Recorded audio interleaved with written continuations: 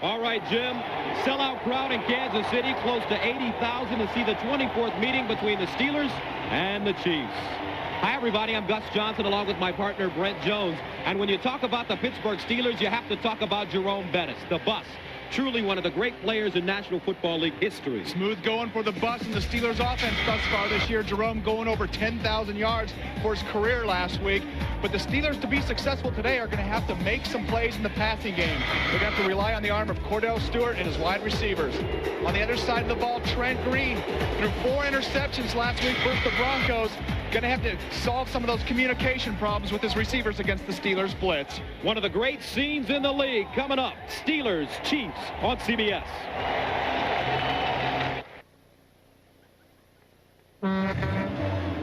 Jerome Bettis, they call him the bus. He's the backbone of the #1 rushing offense in the NFL. The 10,000-yard mark was last week's bus stop, becoming just the 14th player to accomplish the feat. Now forever on a list with men like Peyton, Brown, Smith, and Sanders, and others who grace the halls of Canton. Now he too is NFL royalty. Can the Chiefs stop the bus?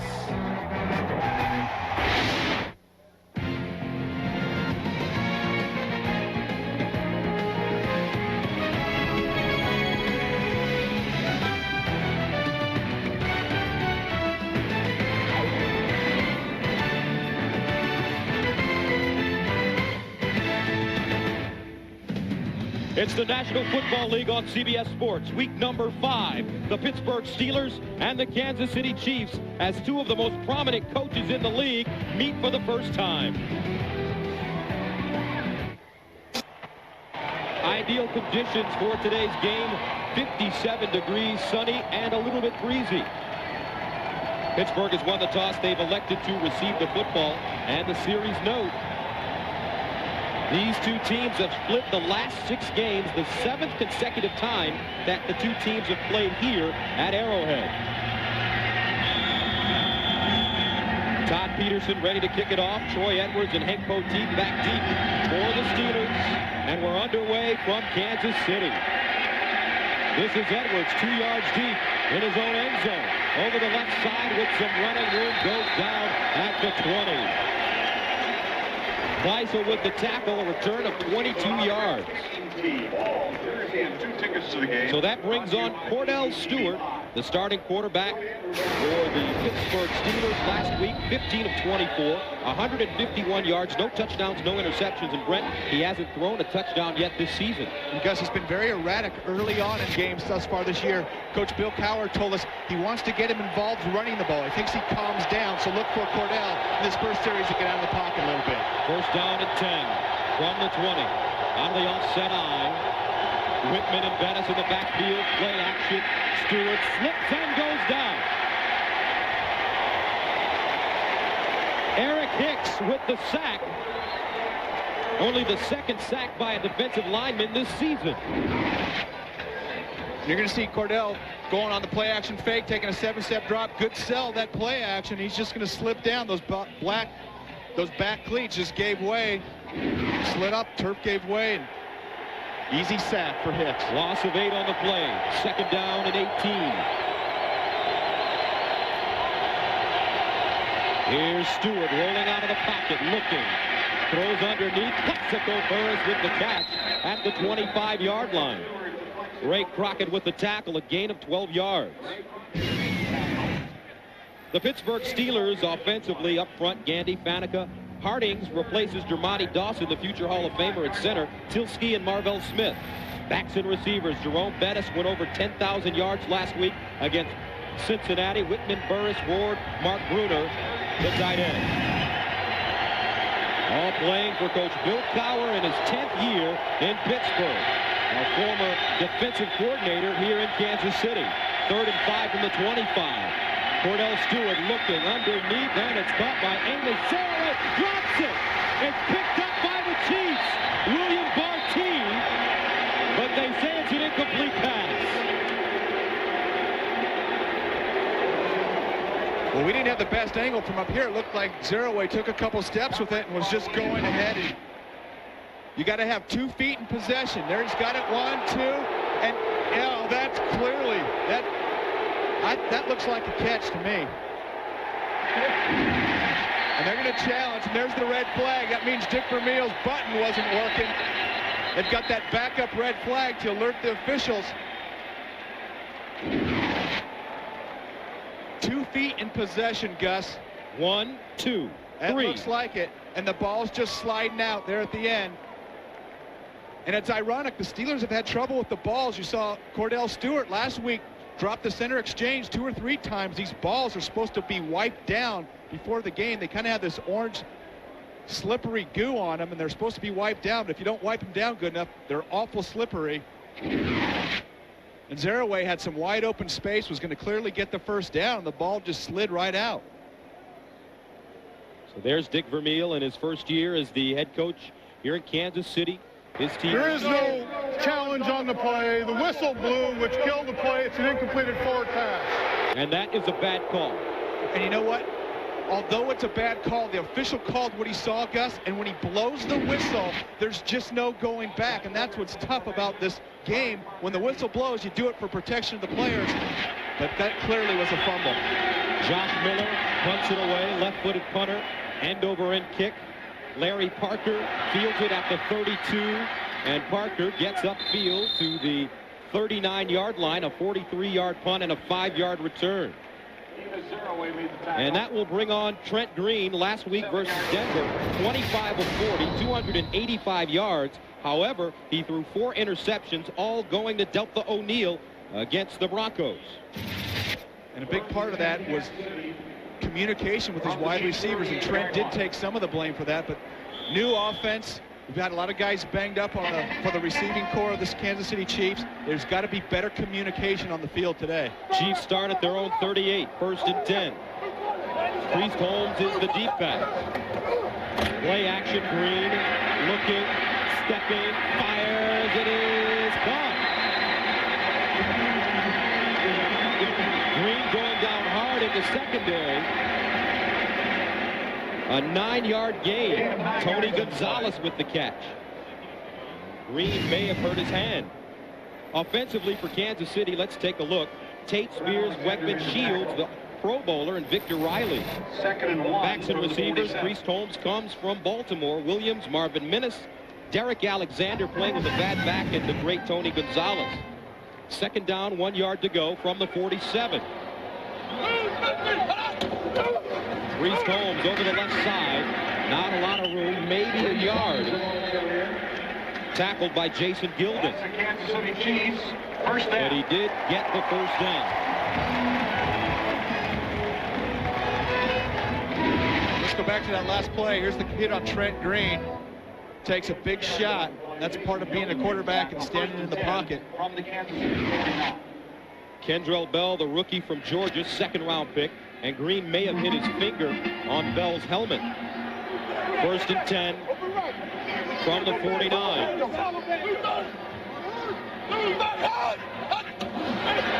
Play action. Green setting up deep to the sideline. Incomplete. Snoop Minnis, the intended receiver. The ball thrown a little bit high, but a catchable ball. Defensively for Pittsburgh, last week in their win against Cincinnati, they held Corey Dillon to 64 yards, the only team using the 3-4. Smith having a good year, Clancy and Von Oelhoffen. Great linebackers, Gilden, Holmes, Bell, and Joey Porter. And in the secondary, Chad Scott has 2 picks. Washington with Alexander and Lee Flowers at safety. 2nd and 10 from the 49. First drive of the game for the Chiefs. Alexander in motion, draw play. It's Holmes slicing through the Pittsburgh defense all the way down to the 37. It's a gain of 14. Lee Flowers stops him. And Dick Vermeil told us they were going to run at these bubbles in the 3-4 defense. You see the fake pass, quick draw right there. You see the big hole inside. Priest Holmes, very shifty, running around, and they're making some cuts. When you play that 3-4 defense, there's those natural bubbles, Gus, over the guards. Gives those guys some space to get out and get up on the linebackers. Priest Holmes comes into the game, averaging 4.4 yards per carry, gained 14 there. 1st and 10 from the 37. Green again to pass. Looks, Gonzalez, incomplete. And Tony Gonzalez had to climb the ladder for that one. Almost came down with it. And you're going to see Tony Gonzalez lined up wide out in the slot, and he's going to come inside, and he usually catches this ball. A little high, gets up, but when it hits his hands, he's usually right there. You see Brent Alexander with a shot, and I know Tony felt that coming, but Trent Green's taken some heat thus far at the start of the season, Gus, but he's got to have some consistency from his wide receivers, and of course he's going to get it from Tony Gonzalez, but we saw Snoop Minnis already drop a ball for a first down here a couple plays ago. Last week, Gonzalez 8 catches, 129 yards against the Broncos. 2nd and 10 from the 37. Green again, sets up a screen. Reese Combs, nowhere to go. He is down at midfield. Nicely done by Dwayne Washington. It's a loss of 13 yards. And that defensive line for the Pittsburgh Steelers smelled screen right away. This Kansas City Chiefs team runs a great screen. You're going to see this initial rush, and then all of a sudden they leave Trent Green alone. They run right out to Priest Holmes. You see that Dwayne Washington's out there. The whole defensive line for the Steelers was there right away, so they stopped rushing about midway through that play. They smelled the screen. Washington in his 8th year out of North Carolina State. 3rd and 20 from the 47. They need to go to the 27 for a first down. Green loading up, down the field, incomplete. Threw that one into double coverage. Intended for Derek Alexander, and the Chiefs are forced to punt it away. Derek Alexander's been a big thorn in the Steelers' side over the years. Has over 18 yards per catch against his Pittsburgh Steelers team, but right there, Trent Green's trying to force it into double coverage. And you see that safety coming across, and your receivers run a deep cross route. You can't throw that ball. That's an interception half the time. Dan Straczynski stands at the 38. He has not allowed a punt to be returned for positive yards in the last 2 games. This one angled toward the corner, out of bounds. And the referee will begin his walk. And it is down at the 15-yard line. A 32-yard punt. 10:08 to go. First half of play. Cordell Stewart on the field. No score from Kansas City.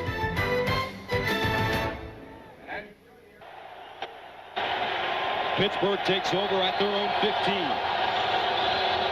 Hines Ward in motion. The pitch. Here's the bus.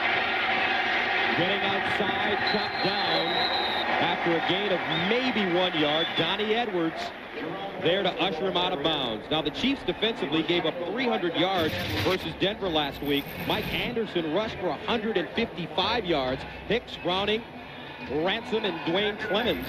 The linebackers, Marcus Patton, really strong in the middle with Luke Bush and Donnie Edwards.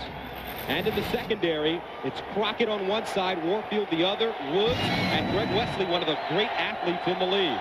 2nd down and 8 from the 17. Jerome Bettis over the left side now. Bettis gets his shoulder square and is dropped at the 21 after a gain of 4 yards. Jerome Woods with the stop. A big part of Jerome Bettis' success this year is tight end Mark Bruner. You're going to watch them run to Bruner's side an awful lot. And the key there is Mark Bruner, as a tight end, has been handling defensive ends across this National Football League and handling them like an offensive tackle. That's been the key for Jerome Bettis to run that off-tackle play following his big tight end. Jerome Bettis, one of 3 active backs with 10,000 yards. 3rd down and 4 from the 21. Ricky Waters, Emmitt Smith the others. Underneath, catches made at the 25-yard line. Bobby Shaw hauls it in, the 4th-year man out of California, a gain of 5. And already Cordell Stewart looks a little bit more comfortable, Brent, in the pocket throwing the football. He really does, Gus. And he made some good throws early, made some things happen, got a bad break with Amos Zaraway dropping that ball, had that 3rd down completion. Here you're going to see Bobby Shaw, who does a great job of faking inside and sliding back outside right now, knowing where that first down is. Great 3rd down specialist. Bobby Shaw is great in the slot on 3rd down. 1st down and 10 from the 26. Stewart again to pass. Underneath, throws a strike to Hines Ward at the 30-yard line.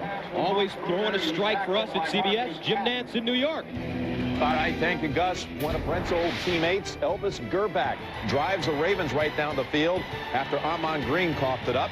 Touchdown pass to Taylor, 7-0 Ravens. Let's go back to Gus and Brent. All right, Jim, and Travis Taylor really starting to come on last few weeks. It's a pass. Fancy there in Baltimore, and have mentioned Elvis Gerbach, my old teammate in San Francisco, old Kansas City Chief as well. Last year, he was the starter right here.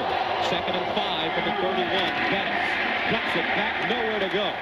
Stopped at the 30. Marcus Patton, the middle linebacker, with the stop. Tackle by Marcus Patton. But Jerome Bettis, what a great career he's had. Played fullback at Notre Dame. And as we mentioned, 10,000-yard club, active players, Emmitt Smith, Ricky Waters, he was the surprise. Yeah, that's right. Ricky's getting some yards. And, you know, Gus, I really think the bus is going to stop in Canton eventually. 3rd down and 6. You're really going out on a limb there from the 30-yard line. Here's Stewart. He's got good wheels. Stewart, can he get around the corner? Oh, he gets hit hard. Picks up the 1st down. Cordell Stewart tackled by Tajay Allen. Tackled by Tajay Allen.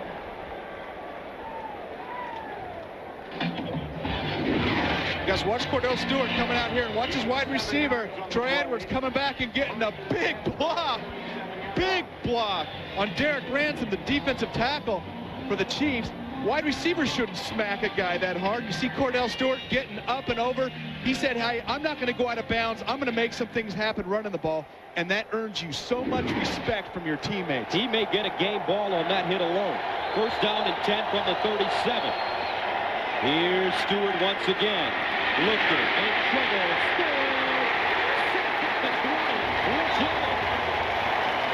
Second sack of the game for the Chiefs.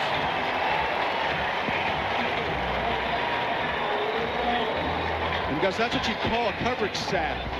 Cordell Stewart standing in the pocket. Great coverage from the Chiefs secondary.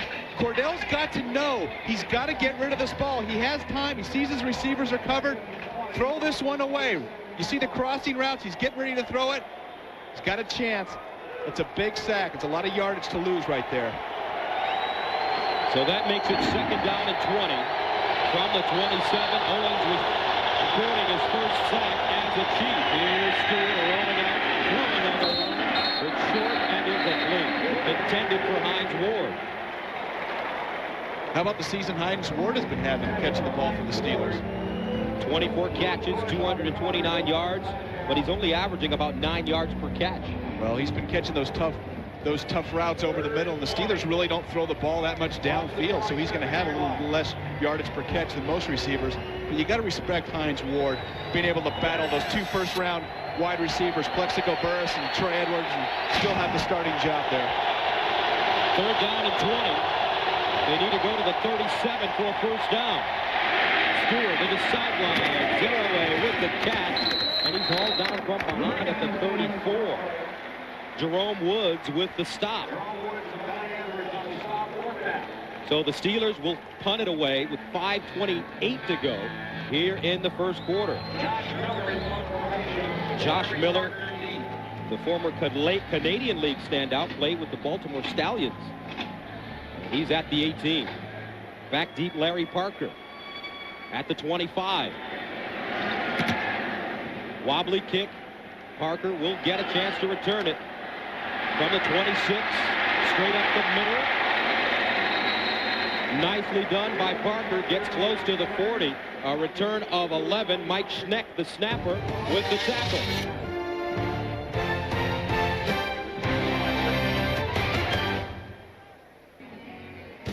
The NFL on CBS is sponsored by Southwest Airlines, proud sponsor of the NFL and official airline of Super Bowl 36. Bud Light, for the great taste that won't fill you up and never lets you down, make it a Bud Light. And by the Honda Odyssey. It's one of the joys of parenthood. The Nelson Atkins Museum of Art here in Kansas City. No score. 1st quarter of play, 5 minutes to go. 1st and 10 from the 39. Here's Trent Green looking downfield. He has minutes. Incomplete. Dwayne Washington made up ground while the ball was in the air. And that ball thrown a little short.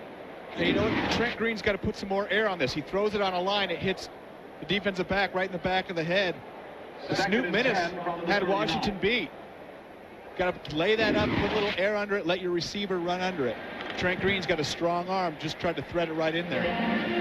Green 2 of 6 so far for -1. 2nd and 10 from the 39. Priest Holmes. And Holmes chopped down at the 42. Dwayne Washington again. And he has yet to get up. Washington may have taken a blow to the head. And that's tough when you take a running back low. You know, that those high knees driving into your shoulder or head makes it tough. We'll take a break. 4:43 to go here in the first quarter. No score. Let's watch Dwayne Washington. Watch him stick his helmet right in there, and Priest Holmes' left knee is going to come right up and smack him right on the helmet, and that is a real big whiplash effect. And Gus, when you play in the league, there's no worse shot that you can take than a knee in the helmet. It just feels brutal. Dwayne Washington on his feet. His backup to Shea Townsend, a 4th-year man out of Alabama. And the Chiefs come back onto the field. Priest Holmes, Brent, has had some success against this Pittsburgh defense. Back in '99, he rushed 18 times for 130 yards. And last year, first game of the season, 27 carries, 119 yards. We're playing with the Ravens and having 200-yard games the last 2 times he's played the Steelers. So he's feeling pretty good about going against this 3-4 defense. 3rd down and 8 from the 41. They need to go to the 48 for a first down. To the sideline, knocked down. Beautifully done by Chad Scott, closing on the play. Chris Thomas, the intended receiver. The Chiefs will have to punt. And Chad Scott knows he should have had that interception. You talk about driving on the ball. Does a great job. Came out of his break just like a wide receiver. Scott, with 5 interceptions last year, has 2 this season. And he's healthy, coming off a healthy year last year. So Hank Poteet, the man out of Pittsburgh, back at the 20. Very dangerous. Straczynski stands at his own 25. Gets it away, and it's a beauty. Poteet at the 10. Poteet dancing. Gets outside. Hank Poteet with a sweet run to the 34. A 50-yard punt and a 24-yard return. Larry Atkins with the tackle, but the Steelers are in good shape. The NFL on CBS is sponsored by Visa. It's everywhere NFL fans want to be. And by your neighborhood 7-Eleven store. Oh, thank heaven for 7-Eleven. Log on to NFL.com and read what Vinny Testaverde, Junior Seau, Kerry Collins, and other NFL stars had to say in their own words. It's only at NFL.com or AOL keyword.com. 1st and 10 for the Steelers at their own 33. Stewart again the pass, and again he's sacked. 3 sacks on the day. This time it's Eric Hicks and John Browning. And the defensive line with a great push early on. They came into this game with only 1 sack. On that D-line, they have 3 already. You're going to see the play-action fake right here. Jerome Bettis and Cordell coming right back out. There's penetration, and that's been a key to the Chiefs' defense thus far, versus both the run and the pass. And right now, the Pittsburgh Steelers, I'm wondering, why have I tried to throw the ball 9 times and I've only run the bus 4 times? They're getting away from what they do best, and that's Jerome Bettis. 2nd and 21 from the 22. Stewart looking backside, and he throws it over the head of Jerome Bettis. And Bettis getting a little frustrated. And this Steeler team needs to get the bus on track. And, you know, 3rd and 20, you're not going to go ahead and turn loose the bus. But they've got to go 3, 4, 5 carries in a series, get him going. He talked to us yesterday about, hey, I've been running downhill all year. And when a player talks about running downhill, that means he has some momentum. That means bus is in 3rd gear. That means he has 3 or 4 steps before penetration. He hasn't got that today. 3rd down, 21 from the 22. Pittsburgh's 2 of 4 on 3rd down conversion. Chris Buamatama-Afala in the backfield. Stewart to the sideline, throws a dart out of bounds. Not enough for the first down as Hines Ward catches it. But this will give Josh Miller some extra room to punt it away. Let's watch Hines Ward run that route. Stay down, bend, get over your knees, come back out of it. Nice reverse pivot, going inside out, right to the sideline. Tajay Allen's in coverage because of the injuries to Ray Crockett. William Barty, who has a neck strain. Crockett with the bruised hand. Return questionable for both players. Miller sends it away. Parker toward the sideline, out of bounds. And they spot it at the 22.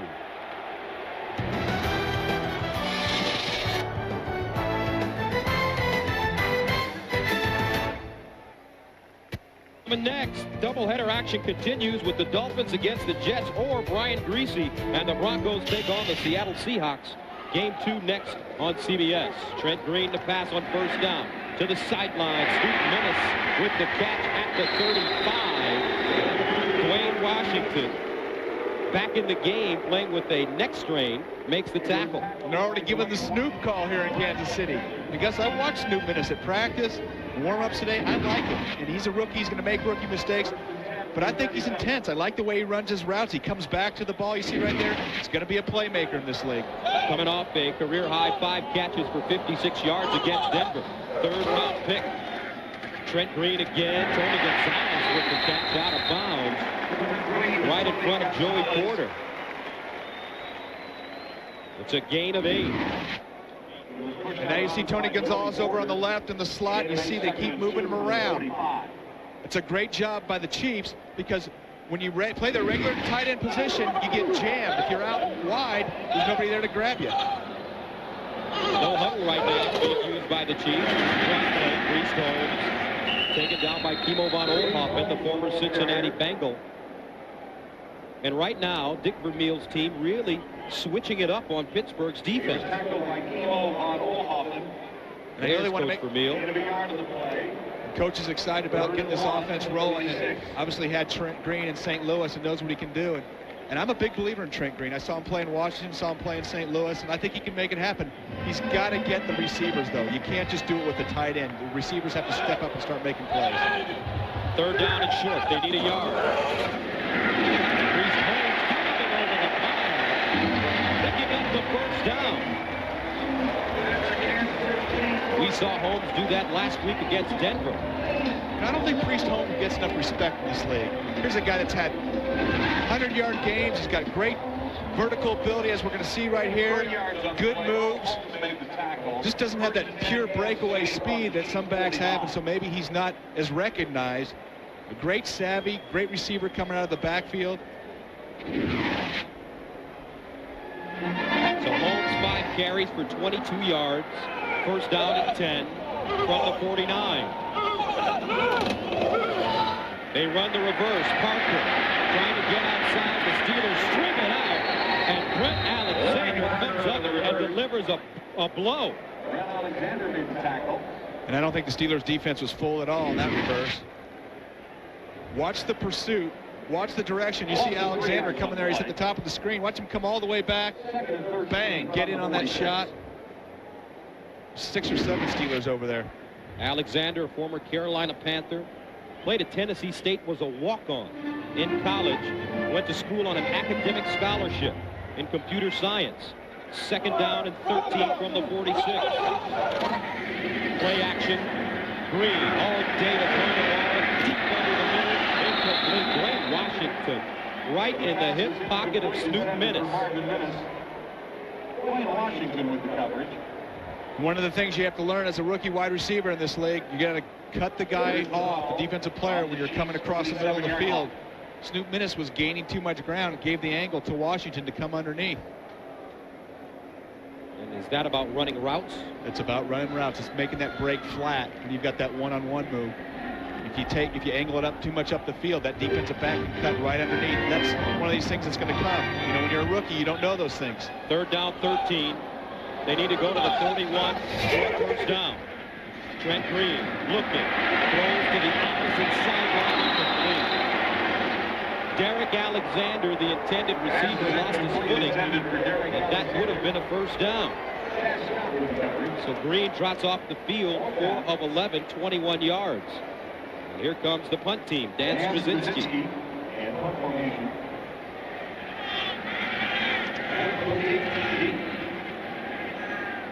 So Hank Poteet is back deep. His last run, 24 yards. Straczynski. High kick. Poteet from the 9. Loses it. And picks it up at the 5. Dangerous play for the Steelers. They catch a break on a 44-yard Straczynski punt. To be able to have the presence of mind to get up after you lose it. He's down on his knees, scrambling, doing the old crab drill that everybody's done since they were in high school. Hank Poteet got some good moves on all fours right there. And that's just pure effort. And you just don't want the other team to recover and be embarrassed if you're the team. Jermaine Williams was right on the money. So this should be the last play of the quarter. Fans getting up in the end zone. First and 10 for the Steelers at their own 5.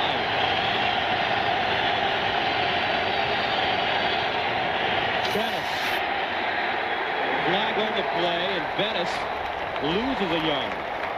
Eric Hicks.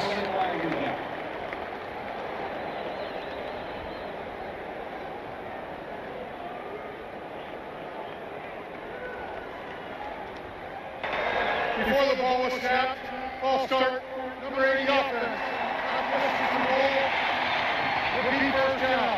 Plexico Burris. And that is a big no-no for a wide receiver because you're looking inside. A wide receiver should never, ever be offsides. You should never jump. Plexico's got to know. You go on the snap of the ball. You can't go on the quarterback sound. And listen to this crowd here at Arrowhead. This is the way it used to sound 4 or 5 years ago.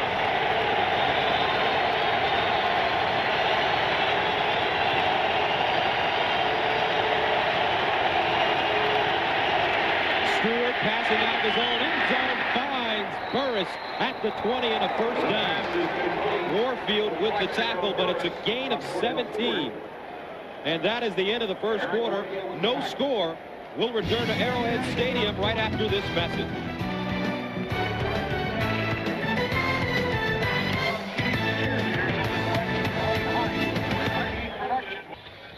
No score, beginning of the second quarter of play. Steelers and the Kansas City Chiefs. Gus Johnson, Brent Jones with you from Arrowhead Stadium. Close to 80,000 in attendance this afternoon. What I want to know is where's the bus? You got to give him the ball. Part of his greatness is wearing teams down. I think Mike Mularkey, the offensive coordinator in Pittsburgh, has a different opinion. First down and 10 from the 19. Stewart 6 at 9, 59 yards. Here's Jerome Bettis, and Bettis is stopped at the line of scrimmage. Marcus Patton, the middle linebacker, with the tackle. So Mike Mularkey, right behind the bar there, the offensive coordinator, replaced Kevin Gilbride. And we talked to Cordell Stewart yesterday. He loves what Coach Mularkey is doing with this offense. I think all the players like it. He's simplified it for the receivers. He's made them just think about one or two things. Not a lot of options. The same thing for Cordell. And he's utilizing some of the skills of his players. Second and 9 from the 20. Here comes the blitz. Play action. Stewart looks to the sideline. Beautifully thrown ball. Hines Ward out of bounds. First down. I tell you what, Cordell Stewart is pitching the rock today. He sure is. He's been as accurate as I've seen him. And that's a tough throw. Play action fake, throwing the other across the field sideline. And I was watching Cordell in warm-ups. He's got a strong arm. Look at him going back away. There's only a few guys that can back up and make that throw. That's very Brett Favre-like. You see Favre make that toss all the time. And Hines Ward working back down the sideline. Of course, Cordell's favorite receiver had 24 receptions coming into this game. First down and 10. 3 catches for Ward. 33 yards from the 34. Pettis running downhill this time. And he carries defenders with him and gets to the 37. Lou Bush with the stop. And Gus, you're right. He was running downhill that time. And the key is the offensive line for the Pittsburgh Steelers has to prevent penetration. We've seen a lot of penetration today, both the pass and the run. So when you're talking about running downhill, you need 3 or 4 steps to be getting up in 3rd, 4th gear. That's what Bus means by running downhill. He hasn't had that opportunity. 5 carries, 10 yards for Bettis. Second and 6.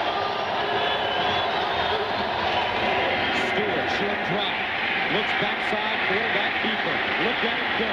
Cordell Stewart into Kansas City territory. And I think Coach Malarkey knows what he's doing. I think he got mad because you said he didn't want to run the bus. And I think that's one of the great things that Mike Malarkey has brought. He doesn't want the players to fit his system. He wants his system to fit the players. Take advantage of the skills. You see Cordell Stewart, he looks like a great running back right there, cutting in and out. It's a little dangerous to have your quarterback running down the middle of the field, but that's what Cordell Stewart does. 1st and 10 from the 48. Here's the bus. Getting outside. Bettis steps out of bounds at the 40. Big game going on in Green Bay. Here's Jim Nantz in New York. Well, Gus, for the first time in 8 quarters, the Ravens defense has allowed a touchdown. Favre to Bubba Franks. Frank's 4th touchdown catch in 5 games. 7-7 at the start of the 2nd quarter. Let's go back to Gus and Brett. Well, I have a feeling that is going to be a great game by the time it's over. That's pure football there in Lambeau Field. The Ravens haven't allowed a 100-yard rusher in 37 straight games. What a defense. 2nd and 3 from the 41.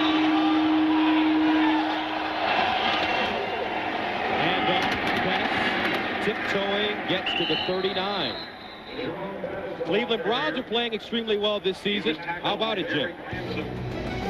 Well, Gus, you know, about a month ago, Cleveland was shopping wide receiver Kevin Johnson around the league to teams like Kansas City. He caught the game winner last week, hauls in Tim Couch's 30-yarder here to give the Browns a 7-3 lead. 1st minute of the 2nd quarter. Back to Gus and Brett. What I want to know is why was Cleveland even thinking of getting rid of Kevin Johnson? He has been their go-to guy since they came back to Cleveland. That would have been crazy. As a matter of fact, Butch Davis a little upset with Dick Vermeil for discussing the trade in the papers. 3rd down and 1 from the 39. Here's Stewart again. He has the 1st down. Throws it to the 3rd. Get it down the sideline. And that is Cordell Stewart football. A gain of 14. And the key on this quarterback keeper, you got to watch the defense on this side. Watch the end come down. See number 97 there for the Chiefs. Rich Owens gets caught inside. That gives Cordell room to run around that corner and get out into the open field. You've got to keep contained as a defensive end, especially when you're playing a running quarterback. Last week, rushed for 61 yards against Cincinnati. Has 35 yards rushing on 3 carries so far. 1st and 10 from the 25. Here's Bettis. Slicing into the heart of the Kansas City defense. And he gets to the 24. So the Steelers with 3 big rushers last week. Amos Zaraway had a good game. The 153-yard effort from Jerome Bettis. The trifecta. These guys are making some things happen. We've yet to see a whole lot of Amos Zaraway, but great changeup back. Got a little herk and jerk and can make some quickness count out there. He's got some great moves and catches the ball in the backfield. They rushed for 274 yards total and had over 400 yards in offense against Cincinnati. 2nd and 8 from the 23. Stewart looking up top for Burris. Threw that one behind him. Plexico Burris, the 1st-round pick out of Michigan State in his 2nd year, still looking for his 1st touchdown reception as a pro. And you know what? I actually like what I see in Plexico Burris. I think he made a decent adjustment for that pass right there. You've seen him catch a couple balls, but it's a big leap from Michigan State to the National Football League. And the key for Plexico is to be working hard every day in practice. And look at Cordell Stewart. He knew that Plexico had him. He's got that big wide receiver, 6'6", but Burris has to make some things happen. He's too good physically to not be a dominant receiver in this league. 11th play of the drive that started at the 5. 3rd and 8 from the 23. They need to go to the 15. Here's Stewart to the sideline. Incomplete. Bobby Shaw, the intended receiver, they say he juggled it out of bounds. And that'll bring on Chris Brown. And watch Greg Wesley coming on at the end of the play, making a diving effort right there to break up that ball. And I don't think Bobby Shaw's feet were in anyway, guys. I was watching Chris Brown in pregame warm-ups, and he's kicked longer field goals than I've seen anybody in the 3 years I've been announcing. He was doing 57-yarders and driving it into the net. He kicked a 48-yarder last week against Cincinnati to ice it. This one from 42. It's up and good. And the Steelers get on the board first. 9:49 to go here in the second quarter of play. Pittsburgh up 3-zip. Been a tough day for this guy. Maybe even a tough night. That's why they call it Arrowhead. Drive, 12 plays, 72 yards. Capped off by the 42-yard field goal. So the Chiefs ready to receive. And this guy came to play. He is ready to root for his team. Jason Belzer now back deep on the kickoff along with Mike Cloud. Belzer to the right, Cloud to the left. Chris Brown sending it away. And this will be Cloud, 5 yards deep, takes a knee. So with 9:42 to go here in the second quarter of play, the Steelers with a little momentum, talking about it on the sideline.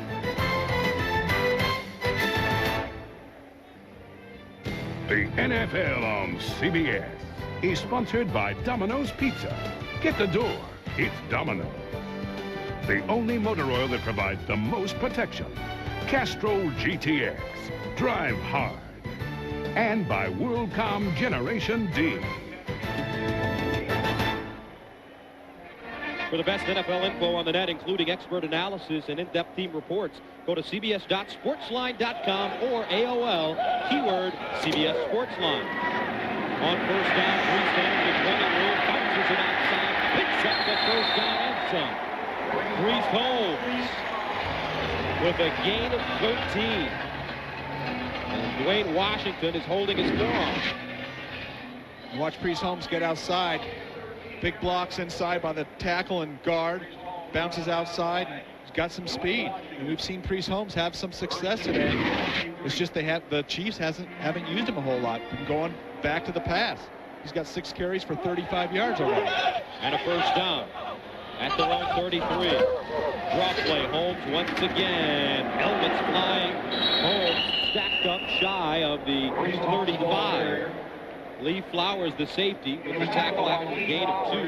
Jermaine Williams lost his head for a moment. Don't you love when helmets fly off? Oh, yes, as long as it's not yours, it's great. Watch Williams right there. He's going down and takes a shot.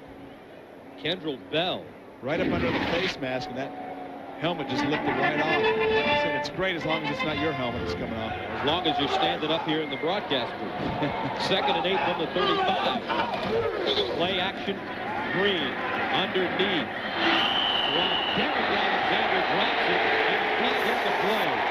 Earl Holmes called for a late hit. Tried to pull up but couldn't. And it's a new emphasis this year in penalties. They want to protect the wide receivers as well as the quarterbacks. They don't want defenseless wide receivers hit. And that's what the officials are discussing right now. And Earl Holmes is saying, hey, wait a second. I'm a linebacker. That's what I get paid to do. We saw Derek Alexander drop that ball coming across, and he's had an Achilles problem, a back problem, but he was the Chiefs' greatest receiver last year. He's got 2 drops today, and you can just sense that he's not completely healthy. First foul, unnecessary roughness, number 50 defense, 15 yards, first down.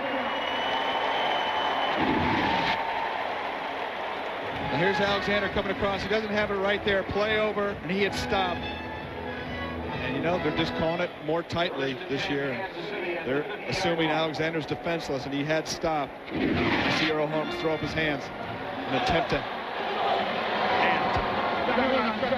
Alexander in motion.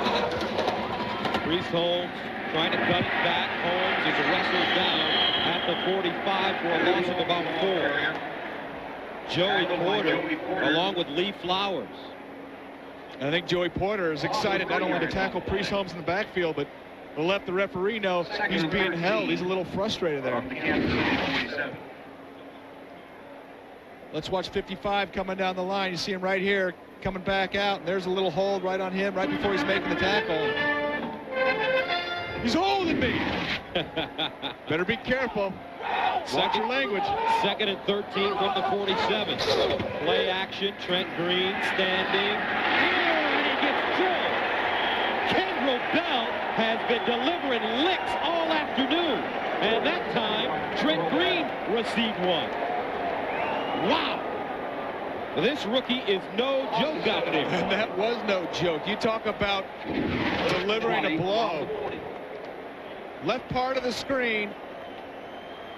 Watch him loop around. 97 right here. Watch this shot. Loops, comes on the stunt. Priest Holmes takes him low. Nice job of keeping your balance.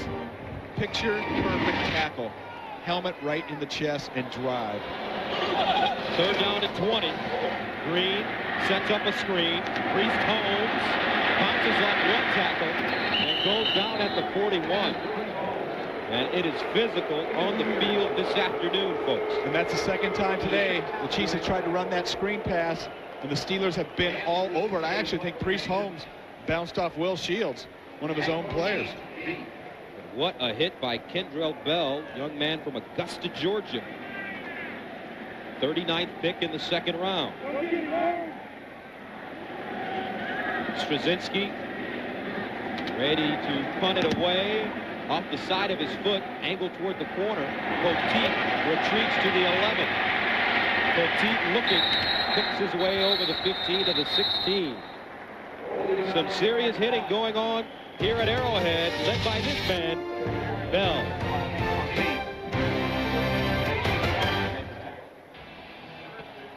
Coming up on the next halftime report, join Jim, Mike, Randy, and Jerry for all the scores and highlights and the latest NFL news, plus a CBS News update, America on Guard. First down and 10 for the Steelers, on top 3-0 over the Chiefs. At the 17. Stewart rolling out of the pocket, throwing on the run, under pressure, incomplete. Hines Ward, the intended receiver. Now tonight on 60 Minutes, what kind of men will it take to get our hands on Osama bin Laden? Men just like the ones you'll meet tonight on 60 Minutes.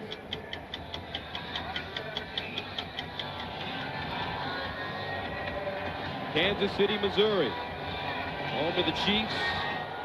And the Steelers faced with second down and 10 from the 17. Kreider and Amos Zaraway in the backfield.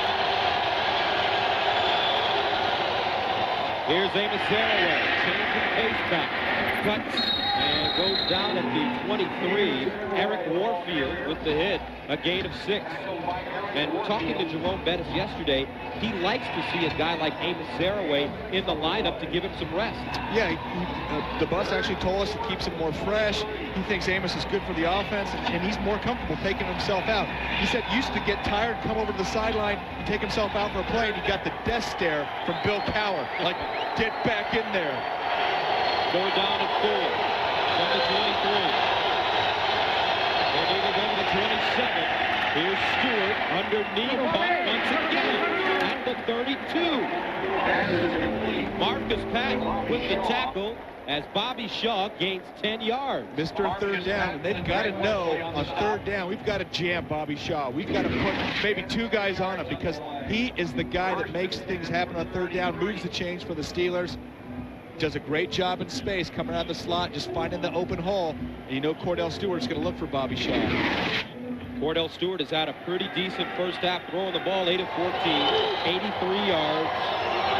A first down at the 33. Play action. Cordell setting up deep, looking. Holy mackerel!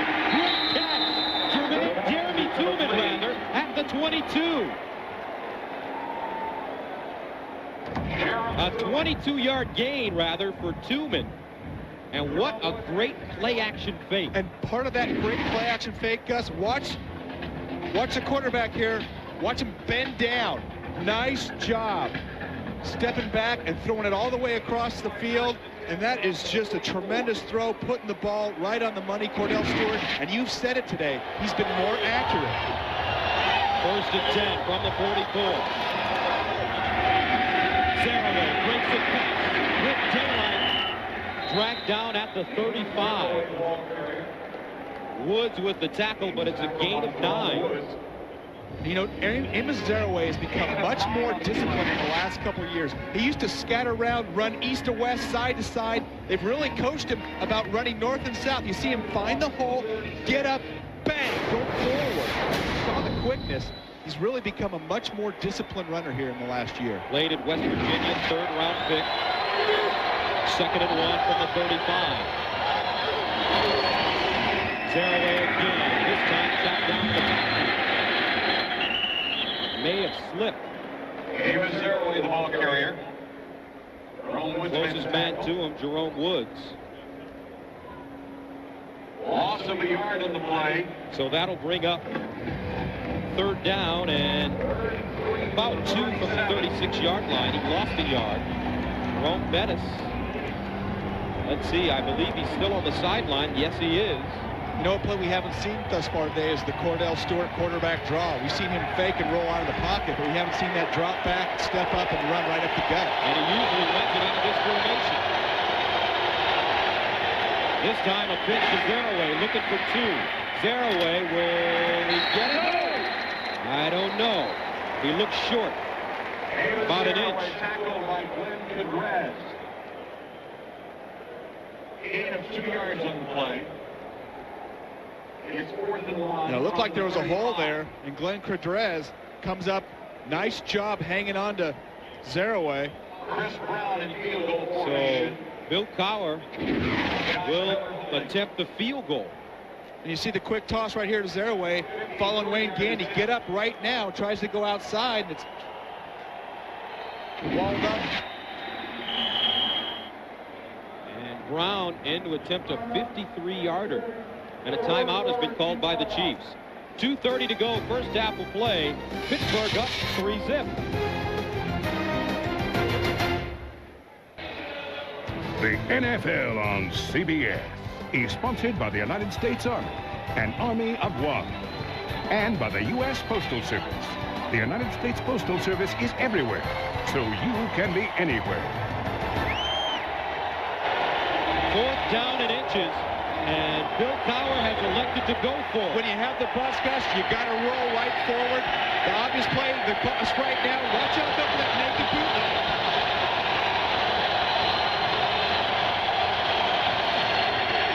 The pitch to Bettis. Across the blue. Bettis. Down at the 15 and a flag. It'll be a face mask against Kansas City after a gain of 20. What a play call. He was tackled by Jerome Woods. That was a great call. You talk about getting a little option action going. Hold everything. They call holding against Pittsburgh. They called that on Hines Ward downfield. Wow.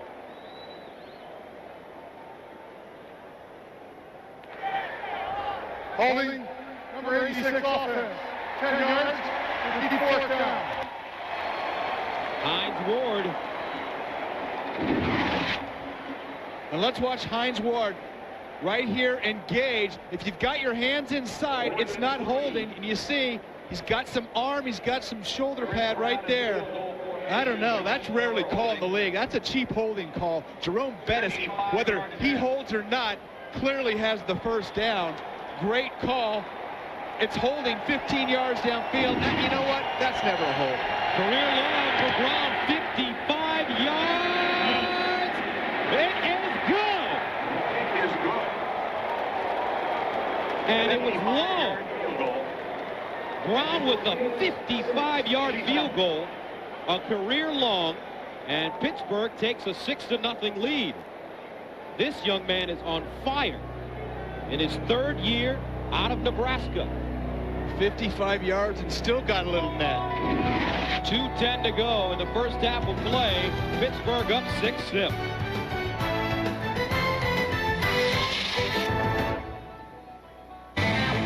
It was 1969. Peace, love, and music were in the air. And these guys? Anyone see my slide rule? Were nowhere near it. Give it a whirl. They were busy developing what would become the internet. As the internet evolved, so have we. BVN became GTE Internetworking, and today, we're Genuity, providing e-business solutions from the people who started it all. Genuity.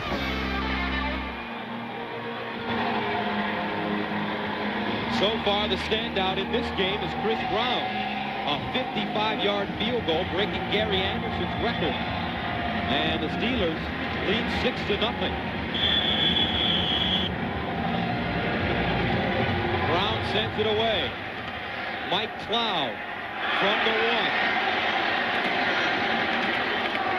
Ties ahead, gets to the 20. 21-yard return. Monday on CBS, it's an all-new night of comedy, starting with The King of Queens, followed by Yes Dear. Then it's Monday's #1 comedy, Everybody Loves Raymond, followed by Becker, starring Ted Danson, plus an all-new Family Law. It's all here Monday on CBS. 80,000 here to watch the Chiefs down 6-0 with 2:01 to play in the first half. And I think on this drive, we're going to look for Tony Gonzalez. They got to get him back in the flow of this game. He lines up in the slot at the top of your screen. And the ball is caught by Williams, who is dropped. Deshae Townsend takes us to the 2-minute warning. Trent Green trying to figure out the Steelers.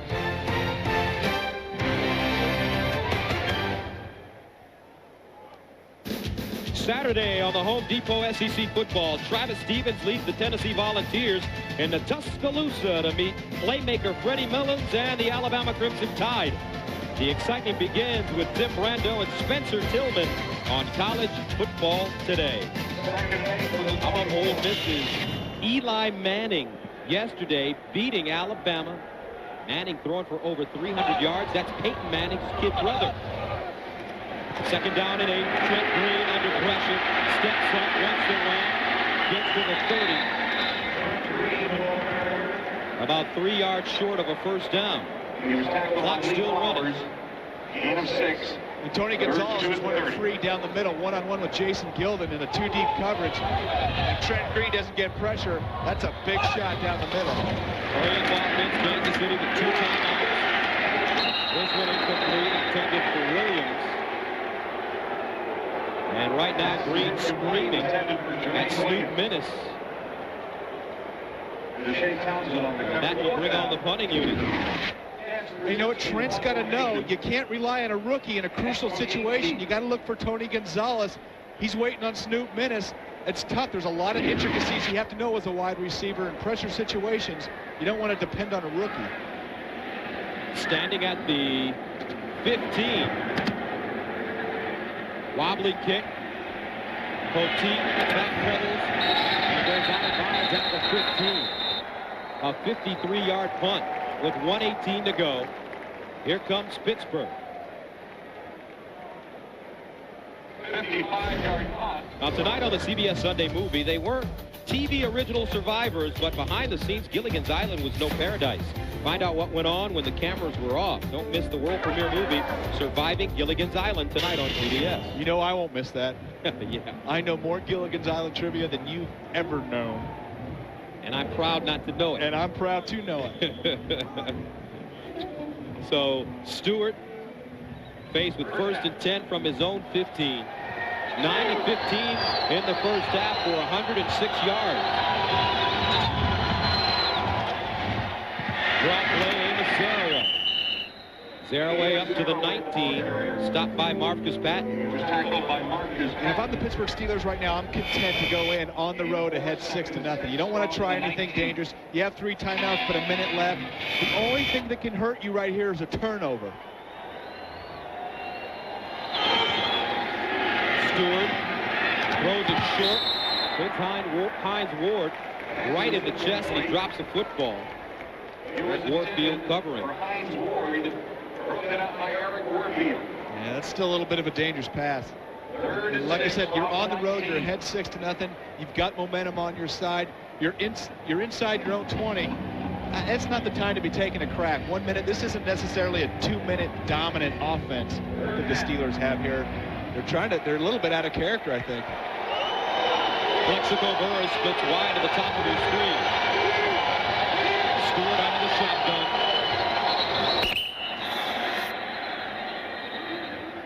Somebody moving up front.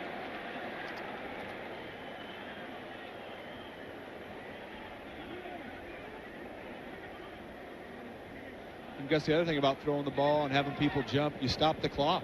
So if you don't convert this third down, the Chiefs get it back. Ball start, 66 offense. 5 yards, repeat third down. Alan Faneca. Now coming up on the next halftime report, join Mike, Jim, Randy, and Jerry for all the scores, highlights, and the latest NFL news, plus a CBS News update, America on Guard. Third down and 11 from the 14. They need to go to the 26, maybe the 25 and a half.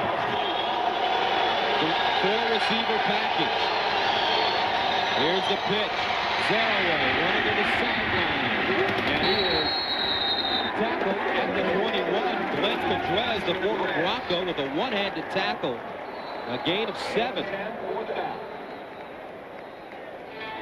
And the Chiefs call a timeout with 40 seconds to go.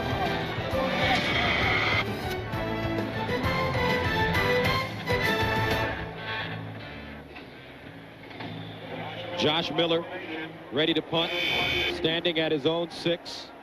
Chiefs have one timeout. Larry Parker at the 34. Blocked! Out of bounds!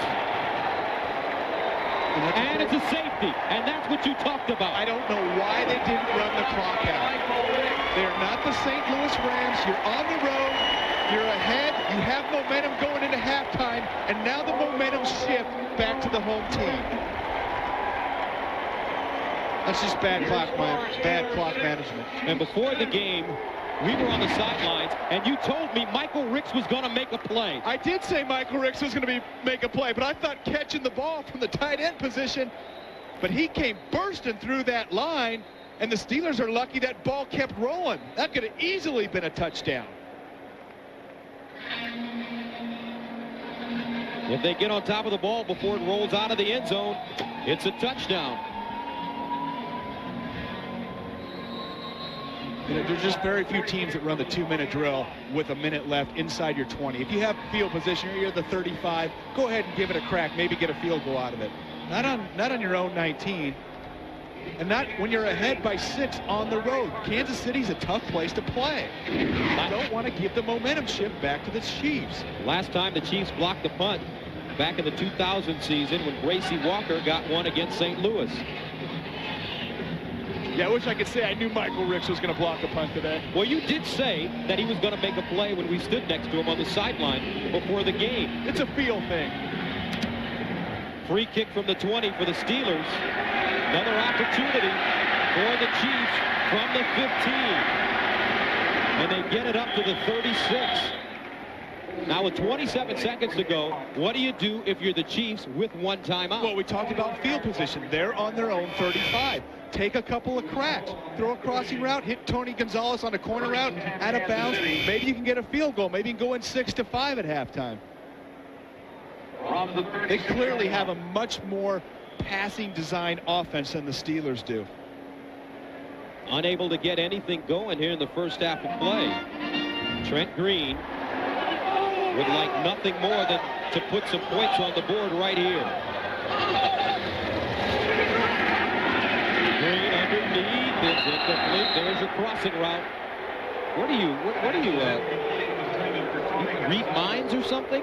Yeah, I know some guys that used to play. Incomplete. Gonzalez, the intended receiver. It still looks like there's some miscommunication, though, between Trent Green and his receivers. And right there with Tony Gonzalez, he kept running, and Trent Green thought he was going to sit down in the zone and see the ball thrown behind. Something's not jiving with this Kansas City offense. I'm not sure what it is.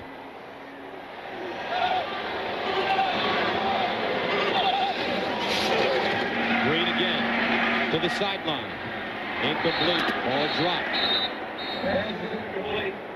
This time, Chris Thomas right in front of Dwayne Washington. Now, Chris Thomas, I know Chris Thomas knows what he's doing because he's played with Trent Green in Washington. He played with him in St. Louis, and so he knows the offense. He knows what's going on.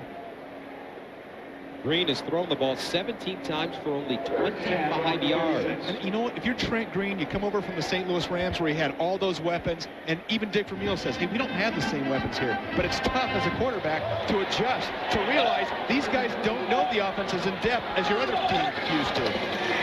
Green again. This time caught out of bounds.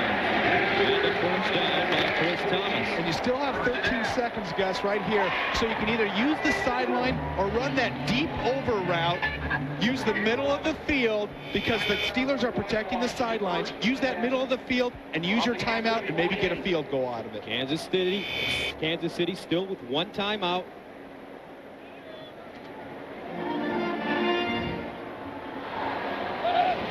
From the 48. Green again, pumps underneath, caught by Gonzalez, who goes down at the 42, and they call a timeout with 5 seconds to go. You know, this would be a 60-yard field goal right there, Gus. Todd Peterson's got a great leg, but that's that's a little bit far to go ahead and take. 5 seconds left. That's a gamble too. This might be an opportunity to just throw one up in the end zone. Maybe tip it up. Maybe Tony Gonzalez getting a ricochet. 41. But it's too tough to go ahead and say, yeah, we're going to try a 60-yard field goal here. The wind, although the wind does look like it's blowing a little left to right.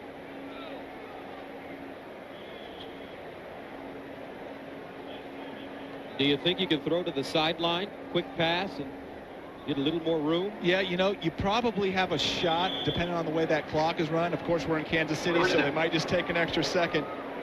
But it looks like they're going to go Big Ben here to the right side. 3 wide receivers at the bottom of the screen. Green is going to go for the home run.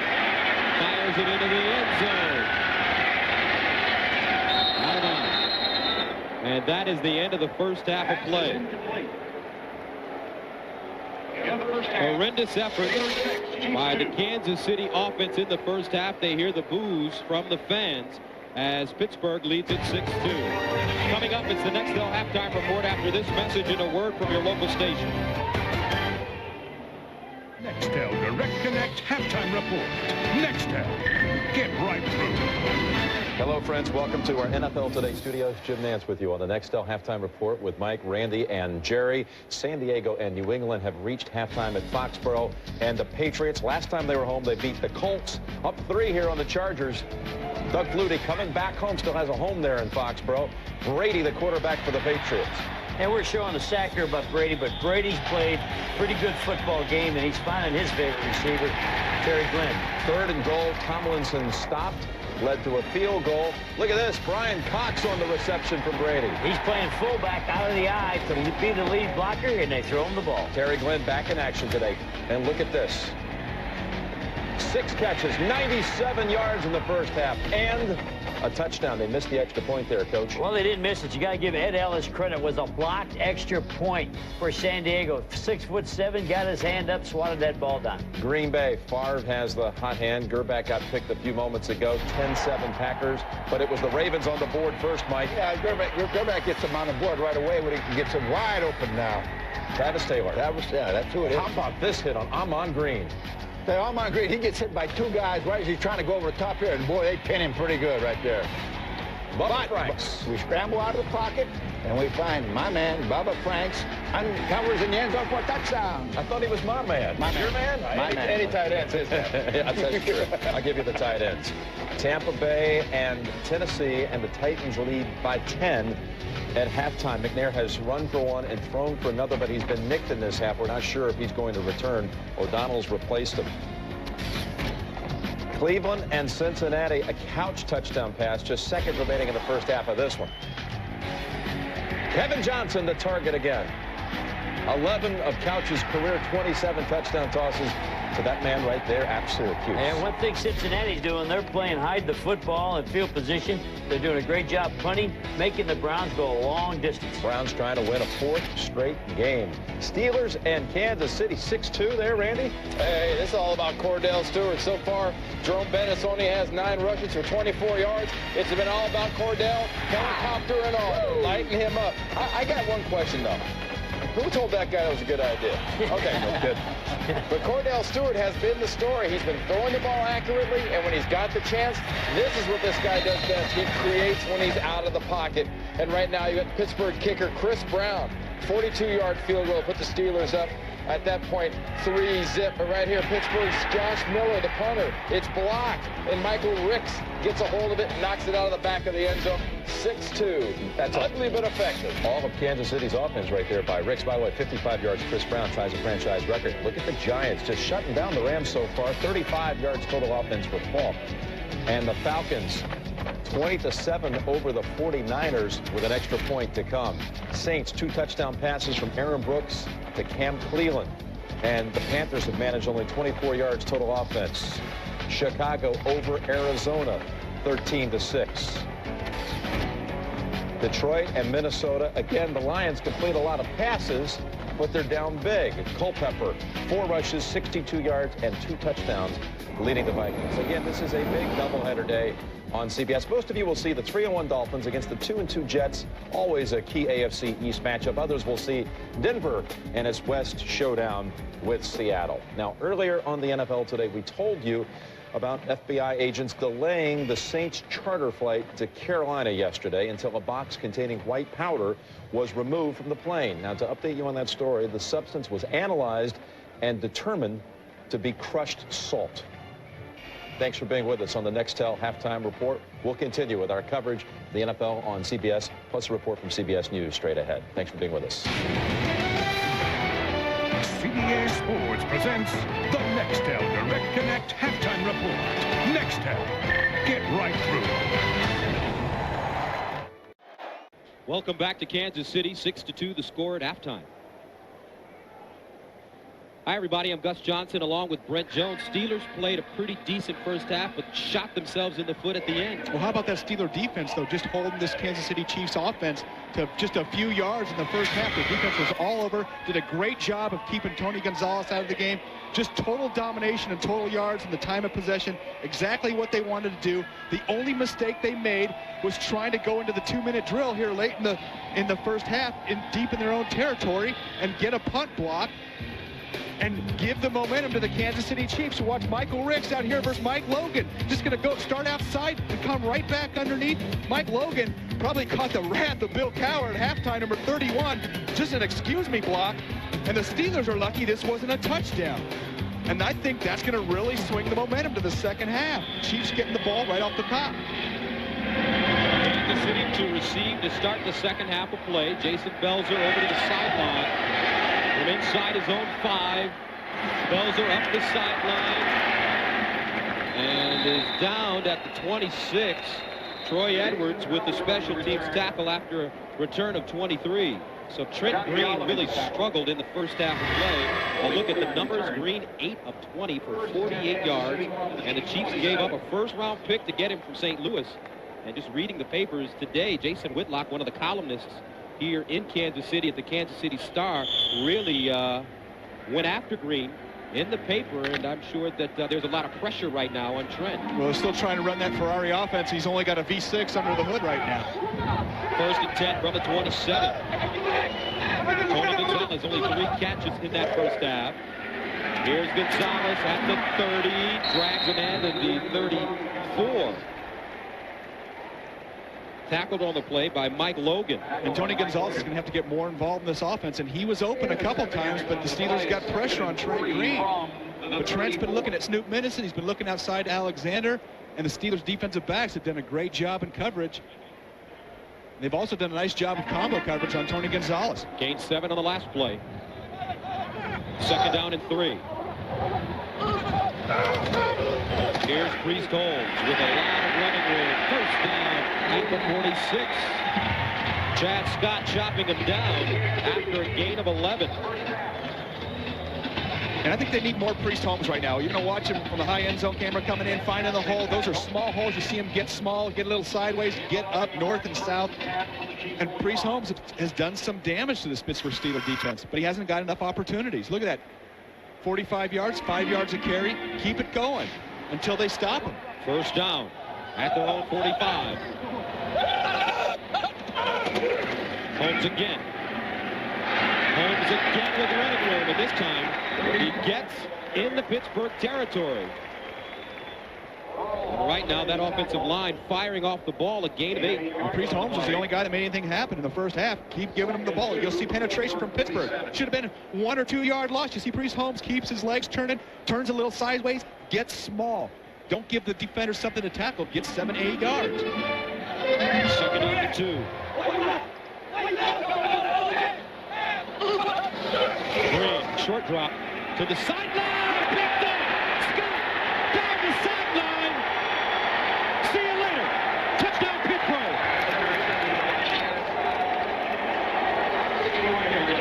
A 61-yard interception return for a touchdown. And Chad Scott broke on that ball like he was the wide receiver, and I haven't seen the replay yet, but I'll bet Trent Green was staring down Derek Alexander because Chad Scott broke on that thing like a lightning bolt. It wasn't even close. Let's see if Trent Green is looking to that side of the field. You see his eyes following Derek Alexander the whole way. On that out route, you cannot look at the main receiver the whole time against an experienced defensive back like Chad Scott. It's not even close. And you see Trent going back and the pressure on him, and he gets shot right before he throws that ball. Takes a shot right up underneath the rib cage. But man, you can, if you're going to throw that square out route, Gus, against a veteran cornerback, you cannot follow him with your eyes the whole time. Trent Green knows that. Scott, the 3rd straight game he's had an interception, returns this one back 61 yards for a touchdown. Injured player on the field. Pittsburgh up 12-2.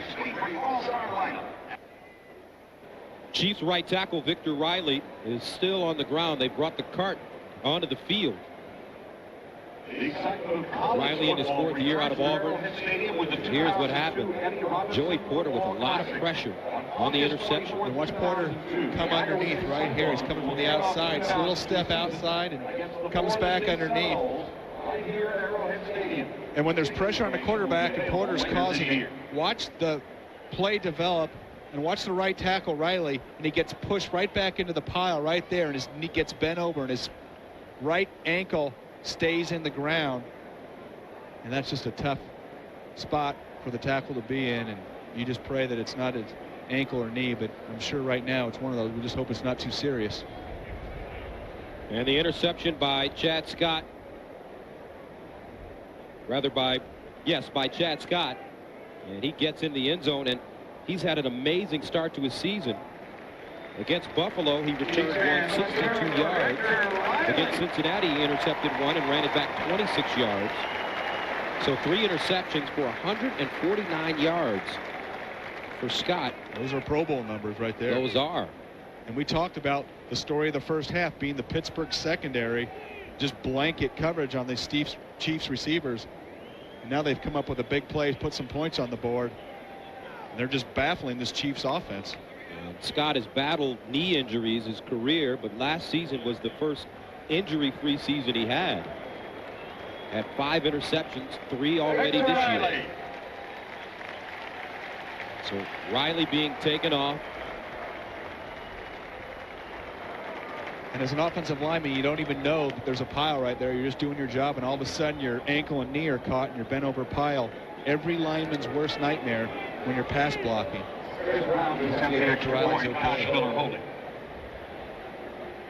Now Brown in to attempt the extra point. It's up and good. The Steelers take a 13-2 lead. 61-yard return by this man Scott. The NFL on CBS is sponsored by Southwest Airlines, proud sponsor of the NFL and official airline of Super Bowl 36. Nextel, how business gets done. And by Snickers. Hungry? Grab a Snickers.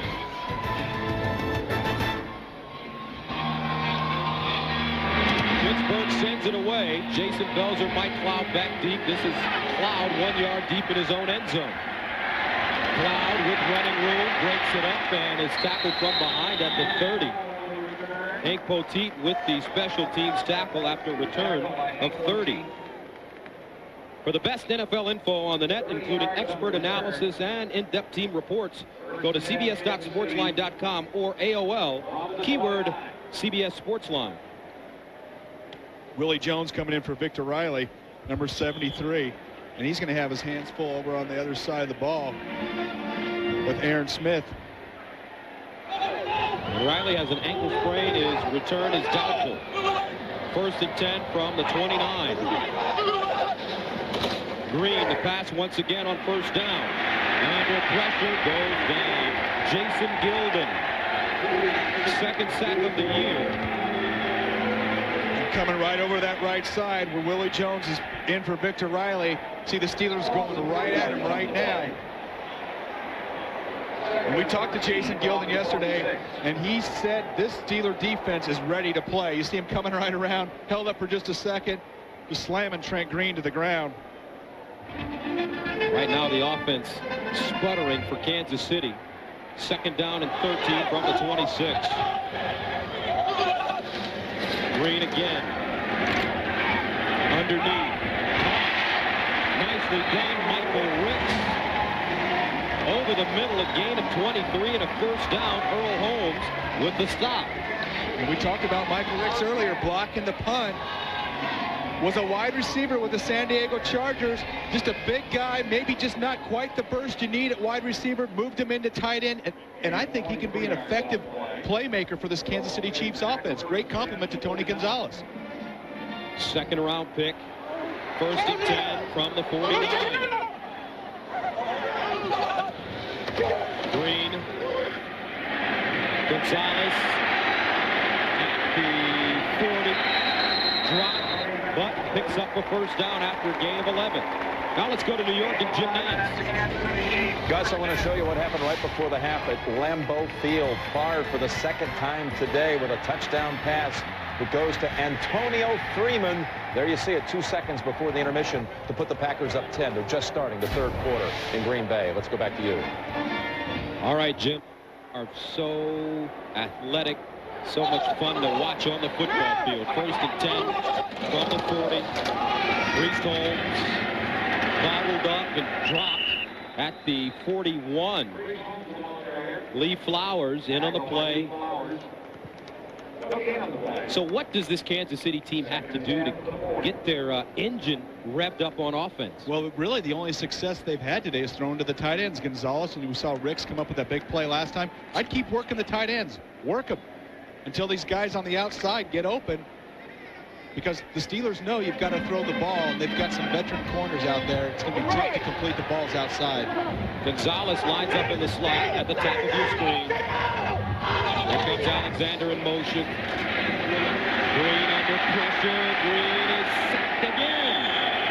97, Kendrell Bell, 2nd sack of the day for the rookie. 3rd for the Pittsburgh Steelers. What an impressive player Bell's been for the Steelers thus far today. Watch him come up from the middle linebackers. Little delayed blitz coming in. Didn't show blitz initially. Gets right in. Look at that blow that he delivers. Marcus Spears. That's called leverage. That's getting low and delivering a blow. Knock your offensive lineman back into the quarterback and jump on top of him. Makes it 3rd and 17 from the 47. They need to go to the 30 for a 1st down. Green standing to the sideline. Not a 1st down, however, as Thomas makes the grab, covering Dwayne Washington. A gain of 8. Well, Chris Thomas does a nice job of staying with this ball, but boy, that is dangerous. And we talked about how tough it's going to be to complete the ball to the sideline. Washington was thinking, I'm going to grab that and jet down the sidelines. That's a tough throw. And right now, blood in the water for the Steelers defense. Straczynski will punt it from about his 47. Poteet standing inside the 10.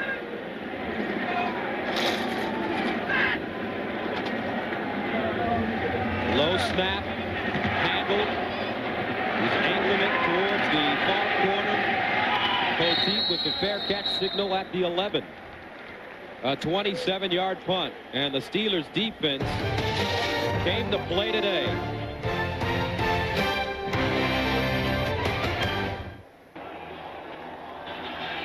Follow all the games on NFL.com, and after the games, get in-depth analysis and recaps from the experts only at NFL.com or AOL, keyword NFL.com. 1st and 10 for the Steelers at their own 11. Hines Ward, the motion man.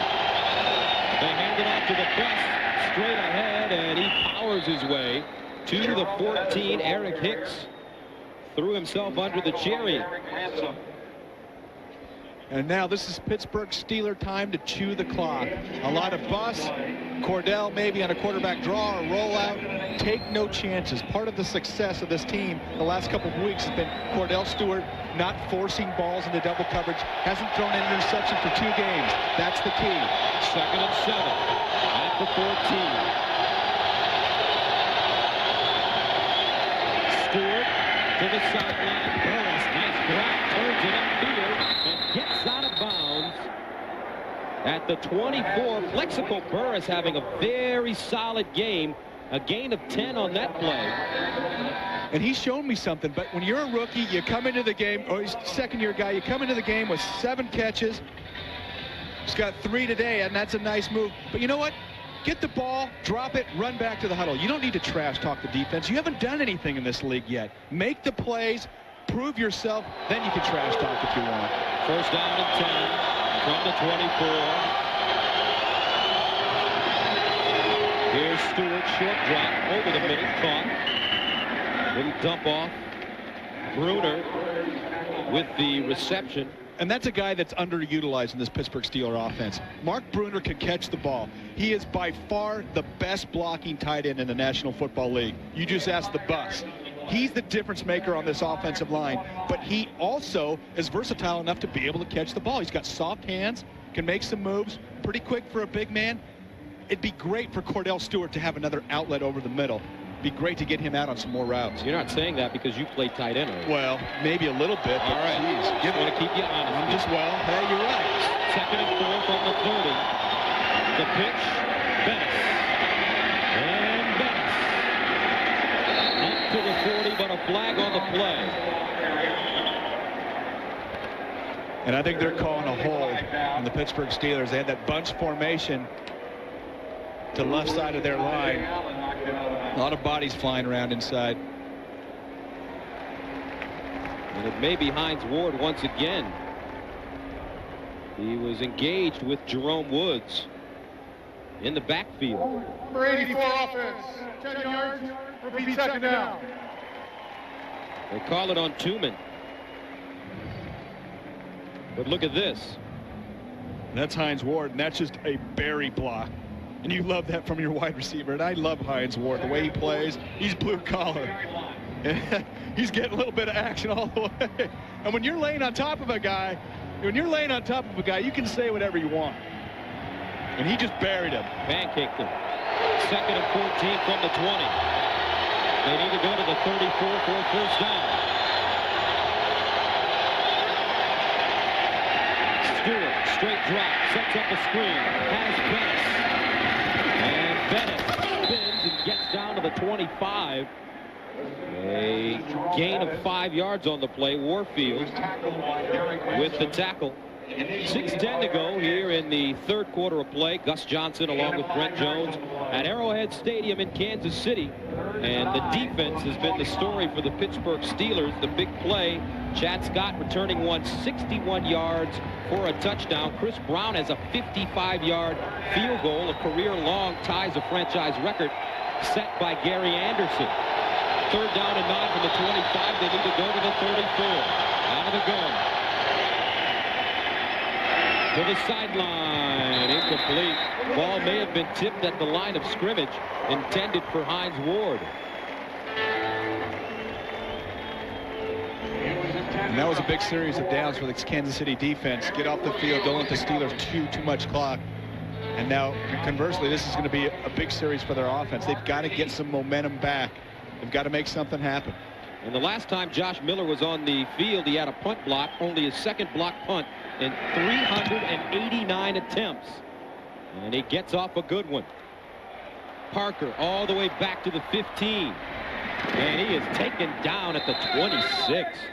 Amos Zaraway on special teams. A 59-yard punt, 10-yard return. Here comes Trent Green.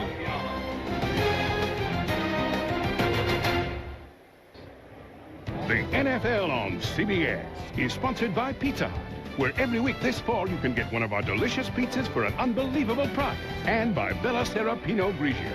It's going to be a beautiful evening. It's going to be a Bella Sera. Old Glory flying high here in Kansas City. First down and 10 for the Chiefs at their own 28.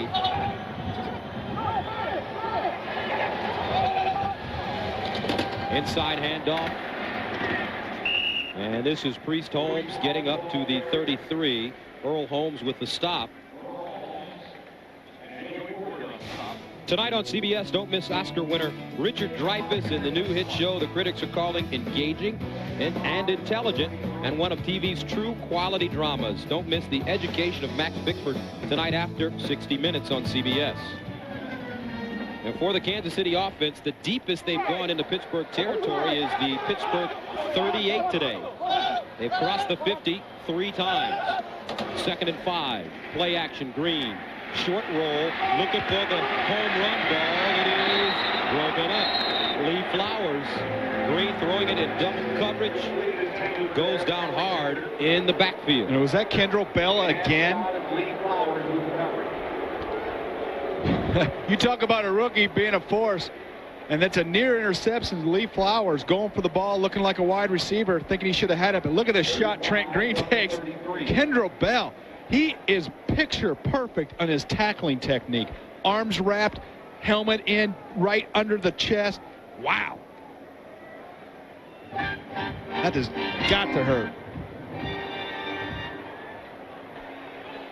Makes it 3rd down and 5 from the 33. And a whistle. Kendrell Bell. Delay game, offense, 5 yards. Repeat 3rd down. Chiefs aren't helping themselves right now. And there's just no excuse for that, especially at home. No crowd noise, and you're already in disarray. And speaking of Kendrell Bell, he's the first rookie inside linebacker to start for Pittsburgh since Jack Lambert back in 1974 versus the Colts.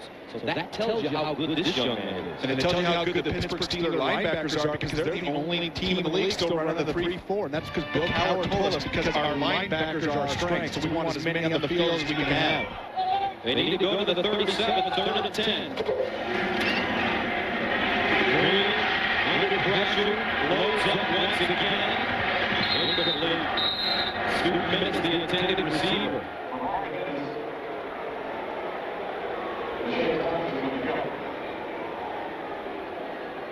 And the Kansas City team is struggling on offense, but you got to be patient with these guys, with this offense, and with these new and young players. Well, you still have 4.5 minutes here in the 3rd quarter. You've had Priest Holmes probably be your most successful offensive player. Get him more involved. Maybe get him involved in the passing game, maybe a draw.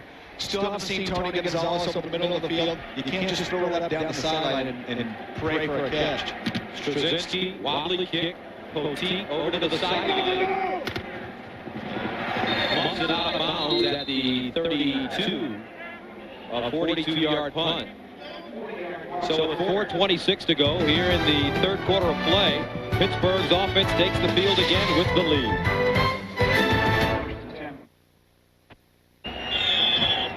13-2 Pittsburgh, trying to go to 3-1 on the season. 1st and 10 for Cordell Stewart at his own 32-yard line. They hand it off to the bus, and he breaks it big. Bettis over the 45, up to the 47. Woods with the tackle. A gain of 16. Bus on the quick hitter. Let's watch ground level. Harting's good block right there. Tilsky, look at that inside seal. Marvell Smith. And you see the bus. Look at that little juke move outside. That's what he hasn't been able to do the last couple years. He said he's been dragging that leg. He's finally got that knee healthy. And when he has both those legs pumping, watch out for the bus. 11 carries, 42 yards. 1st down at the 48. Here's Stewart rolling out. And And he gets inside Kansas City territory. He's going to have to start getting down. Sliding a little bit, Cordell. He doesn't like doing that. Always getting down in New York, Jim Nance. All right, Gus, up at New England, LaDainian Tomlinson scored for the Chargers to put him ahead, but Tom Brady 5 for 5 on the drive, coming right back, and Antoine Smith manages the final yard to regain the lead for the Patriots third quarter. Let's go back to Gus and Brett. We saw New England a couple of weeks ago just crush the Indianapolis Colts. Tom Brady in his first career start for Drew Bledsoe. And then we saw him last week get crushed by the Miami Dolphins. Yes, we did. Jekyll and Hyde team there. 2nd and 6 from the 48. Stewart looking for the deep ball. Plexico burst. Incomplete. Threw it behind him. So Jim Nance is a busy man in New York. Let's go to him once again. All right, let's give you an update now on the Bengals and Browns. And it's Cincinnati's Kitna to Darnay Scott. And they have added a field goal to lead at 13-7 third quarter. Back to you guys. Cincinnati with 2 wins on the season and a healthy Scott. Remember, he sat out all last year because of the broken leg. And he's the big play receiver on that Bengals team. And you think that's a big game for the Cleveland Browns? Ravens are losing to the Packers. Dare we say if the Browns can win, they'll be in first place in the Central. 3rd and 6 from the 48. They're 5 of 11 on third down conversions. The screen. Zaraway. First down and some. Amos Zaraway dragged down by Donnie Edwards after a gain of 12. An offensive coordinator for the Steelers, Mike Mularkey's done a great job of using all his weapons today. Take advantage of the strengths. Watch Zaraway right here come out, set up to block, and then just slide right into the backfield. Great fake by Zaraway. That sells the screen. Look at the lineman all downfield, getting a hat on somebody. That's the key. Done a great job mixing it up. And Gus, ever since you criticized him for not running the bus enough. I criticized him. That was you. What are you talking about? Me. I can't believe you. I've never criticized a tight end. That's selective amnesia. First down at 10 from the 38. Here's the bus. Rumbling. Watch out. Whoa! What a play! Bettis hard-hurdling at 255 pounds. And look at him spring up, bounce around, and say, this bus can get some air. A flying bus. There you go. And we talked about Mark Bruner. Look at that. Seals the inside. There's the hole. Bang. Here's Jerome Bettis. You stay low on Jerome, he's going to hurdle you. Watch this. Number 2. A 30-yard gain. And that man is rumbling. And he told us this knee is healthy. He's picking up both those knees right now, bouncing downfield. And they're in bus territory. 72 yards rushing for Bettis. Here he is again. He gets close to the 5, make it the 4. Greg Wesley, and right now, as you talked about early in the game, Bettis starting to wear out this Kansas City defense. And that's what Jerome Bettis does to you. He just keeps pounding and pounding and pounding. The Steelers right now inside the 5, Gus. You know what? Plexico Burress hasn't caught a touchdown pass in his career. He's your starting wide receiver. You got to pump up his confidence. Give him a couple cracks right here. Give the young man some confidence. Get the ball in his hands. Lines up at the top of your screen. There's Ward in motion. Stewart to Ward. Touchdown, Pittsburgh. Nicely done. And that is the first touchdown pass of the season for Cordell Stewart and the Pittsburgh Steelers offense. Fantastic effort by Hines Ward. It's all desire when you catch the ball with your back to the end zone. Watch him run out in the flat. Your back's there. Here comes the defensive back, and you see him lean back and just run right over him, fall into the end zone. And they're heading for the exits here in Kansas City. Extra point up. Good. 16-yard drive and 7 plays. 52 seconds to go in the third quarter, and Bill Cowher is still fired up. Bill Cowher told us yesterday that his team was excited about the possibility of going to 3-1 because they feel, and he feels, that teams around the league don't think that the Steelers are a good football team. And we had them at the end of the year last year. They started slow, 0-3, finished 9-7, and we said we thought the Steelers were going to be a playoff team this year. So he was happy to see us. Let's go back to the touchdown, Gus. Just Hines Ward running just a little flat route. Cordell Stewart, nice job putting it in there and bouncing forward. And we were talking about Bill Cowher being excited.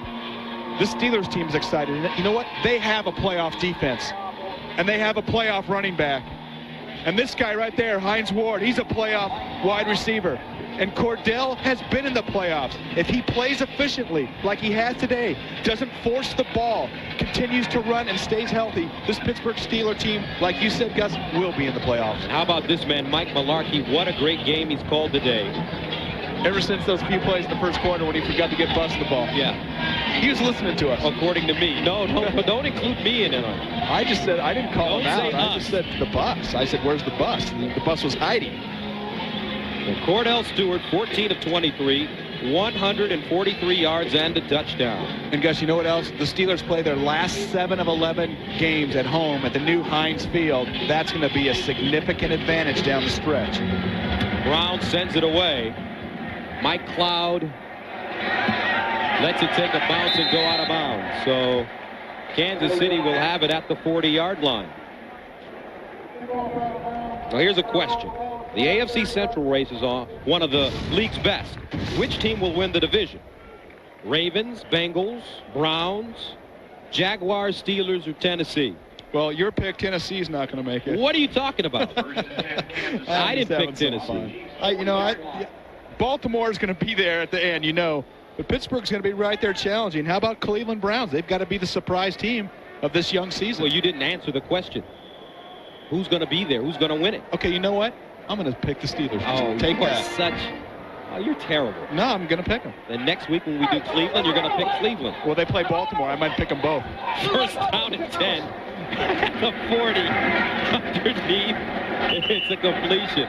At the 45, reception made by Chris Thomas, tackled by Jason Gilden. And for the Chiefs offense, this is the best starting field position of the day at their own 40-yard line, courtesy of Chris Brown kicking it out of bounds.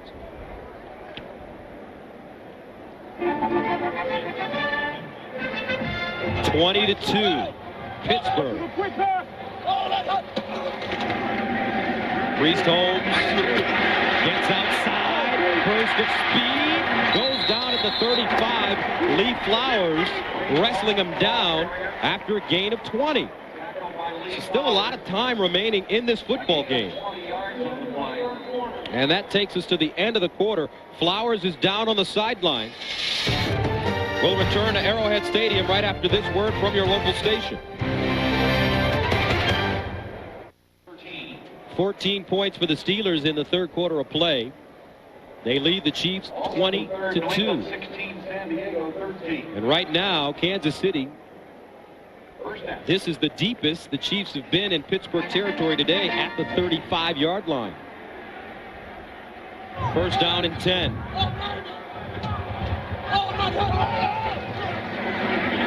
Green rolling out of the pocket, throws, incomplete.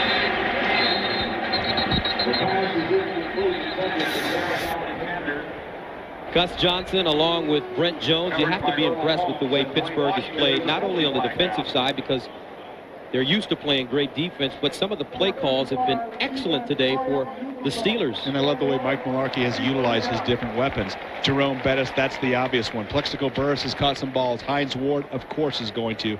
Of course, Amos Zaraway been getting the ball. A couple screen passes, change of direction with running backs. I mean, they've done it all. They've had everybody involved. And Cordell Stewart, of course, running the ball as well as passing. And Cordell doesn't get enough credit when he's accurate, and he's delivered the ball right on the numbers today. That's what you need. Cordell has rushed 4 times for 39 yards. But right now, Kansas City in good shape at the Pittsburgh 30. Green, play fake, steps up, in trouble, goes down once again. Aaron Smith. 4th sack of the day for the Steelers. Smith with his 4th sack of the year. And it equals his numbers from last year. Watch Aaron Smith, left defensive end. In the 3-4, defensive ends are supposed to play 2-gap, don't get a lot of sacks. You watch that. Jumps over Priest Holmes. The big man. Versatility. You saw Jerome Bettis do it, and he said, hey, if Jerome can do it, I can do it too. 3rd-year man out of Northern Colorado. 2nd and 9. Holmes stumbling forward. Stopped by Aaron Smith. And right now, Coach Malarkey can take a break. But he's had the brain working today. You fired him up there in the first quarter. And look at the numbers today. And those are the things that you have to do. Take advantage of what your guys do well, and I think Mike Malarkey has done that. He hasn't tried to structure his players to his offense, his style. He's done the reverse. He's gone ahead and structured his offense to his players' strengths. And that's what you got to do in this league. Chiefs call timeout. 13:48 to go, fourth quarter of play. Pittsburgh up big.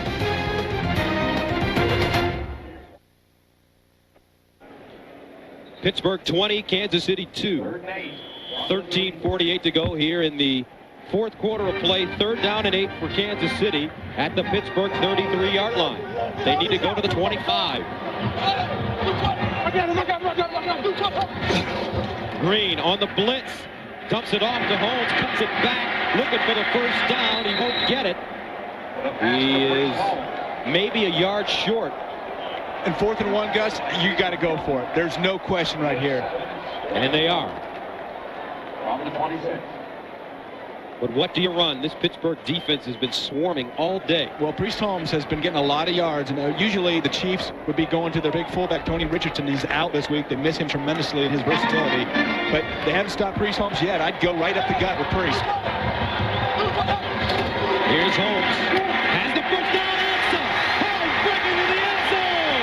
Touchdown, KC.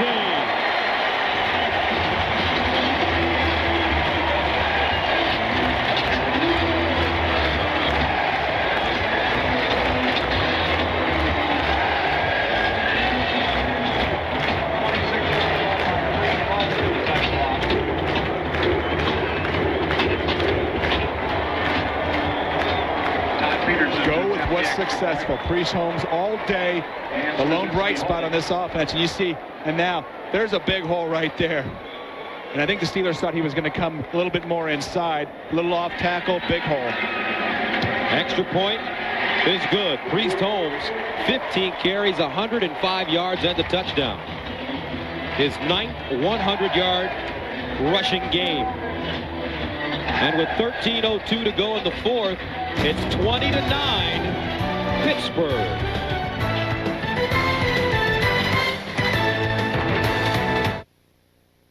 The NFL on CBS is sponsored by Dodge. You can take life as it comes, or you can grab life by the horns. IBM, taking e-business and your business to the next level. And by Original Coors. Nothing beats an original. Arrowhead Stadium, the Chiefs finally giving these fans something to cheer about. Priest Holmes racing into the end zone for a touchdown. And it is a 20-9 game. Here's Edwards, a yard deep. And Edwards chopped down at the 10.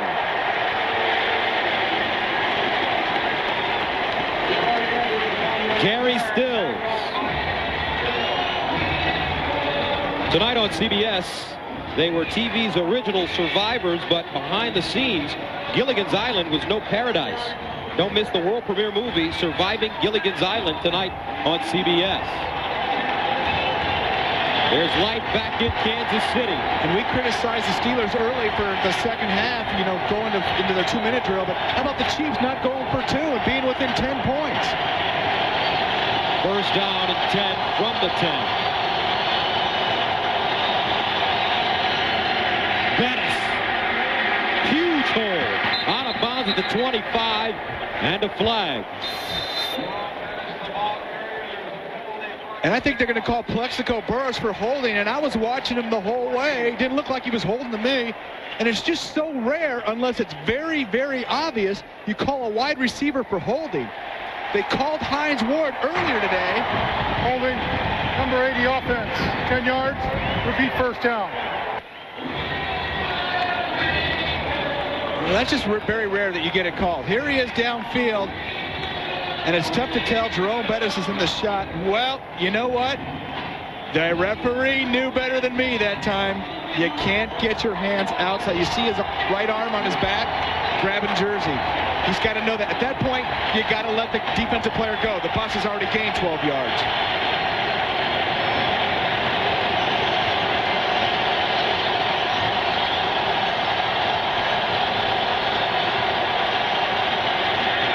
Bettis still running. Goes forward, gets close to the 15. Let's go to New York and Jim Nantz. Well, Gus, Amon Green finds the end zone for Green Bay, completing an 80-yard drive. 80, 74, and 59-yard scoring drives today for the Packers. Baltimore had not allowed a touchdown drive before today, over 33 yards. Packers doing it to it. Let's go back to you. All right, Jim. Here, Kansas City, Pittsburgh, faced with a 2nd and 8 at their own 13. Stewart, under pressure, steps up, wants to run. And Stewart gets the first down up to the 24-yard line. Luke Bush tripping him up after a gain of 10. And that might be the play of this whole game. The Kansas City Chiefs brought the blitz, a lot of pressure outside on Cordell Stewart. You see him realize it, step up, tuck the ball, and get some blocks downfield. Look at him dive forward for the first down. That put up some great numbers today, and all he cares about is winning. He doesn't care about big numbers.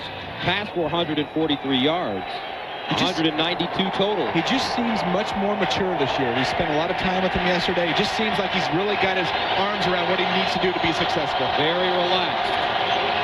1st and 10. Here's Bettis again. And Bettis just carrying people with him. This time, John Browning going for a ride.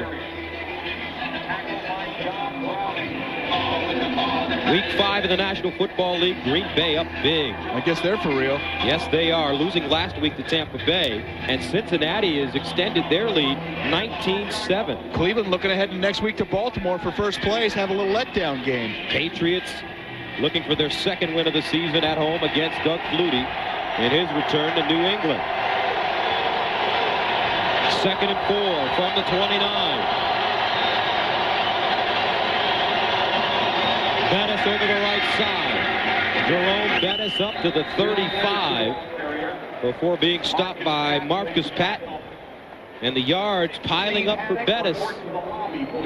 16 carries, make that 17 carries, 105. So in the last 6 meetings against Kansas City, Bettis has rushed for 100 or more yards 5 times. And this game today has been won with the Pittsburgh Steelers line of scrimmage.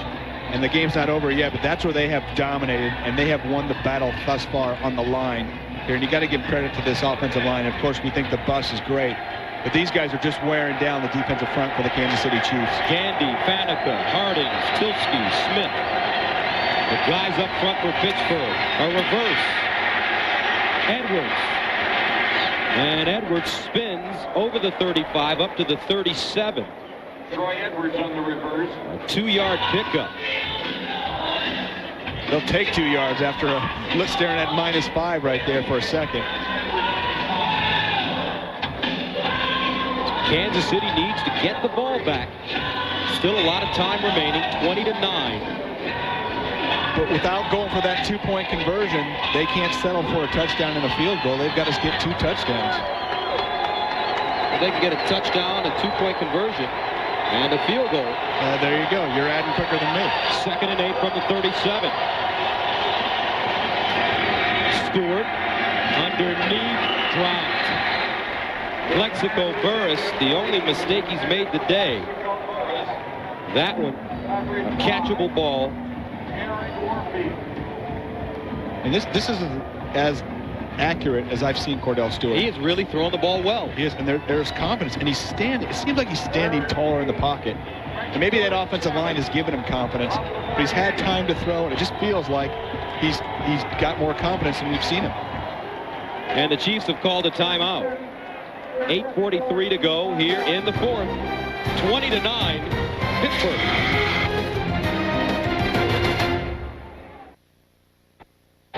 Huge play for the Kansas City defense. 3rd down and 8 for Pittsburgh at their own 37. What do you run? Bobby Shaw or the quarterback draw? Stewart incomplete, but this a penalty flag called, and I believe somebody on the left side of the Kansas City defensive line jumped offside. It'll be at the top of your screen. Offside, 99 defense, 95 defense, 5 yards. Repeat, third down. Derek Ransom is 95. And you just can't jump off sides at home. That's just so important. You don't have the crowd noise. Jeez, that is just a huge mistake. 3rd and 8 and 3rd and 3. Now you can run the bus off tackle. Now you can have Amos Zaraway get the quick pitch. 2.5, 3 yards.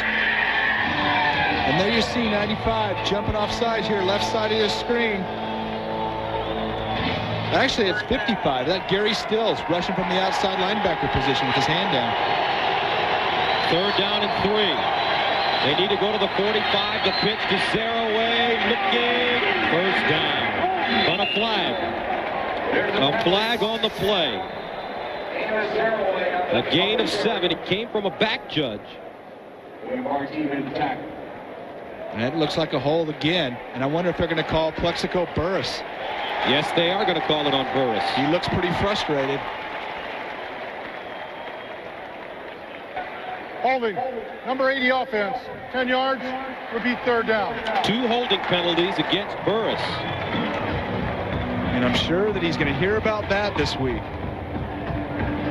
How do you block a defensive back as a wide receiver? You got to keep your hands inside the frame. Once you get outside the framework, you get on the shoulder pads or on the back, they're going to call holding every time. And they're clearly watching. That's been called 3 times today versus the Steelers wide receivers. 3rd down and 7 from the 38. They need to go to the 45. Maybe the draw's coming right now, quarterback draw. Or Bobby Shaw. Stewart. Edwards, no way. All the way back to the 25. Jerome Woods leading the defense. And Kansas City will get it back once again. And penalties have changed the momentum at this point. And that's the second big holding call versus Plexico Burris. Wiping out a couple of big 1st downs. And right here, the Steelers are just going with a quick screen to Troy Edwards, try to get him involved. But the Chiefs defensive backs read it right now. Josh Miller at the 21. Wobbly kick. Out of bounds. Rather inbound, stays in bounds, and is down at the 26. And an injured player on the field. It's Gary Stills. Dick Vermeil, an emotional response. 20-9, Pittsburgh. The NFL on CBS is sponsored by KFC. There's fast food, then there's KFC. And by Best Buy. For the latest technology, turn on the fun at Best Buy. Welcome back. Gary Stills remains on the field. He grabbed his groin area.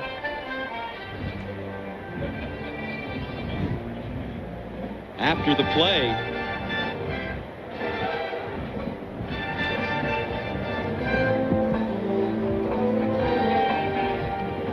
Stills, 3rd year out of West Virginia.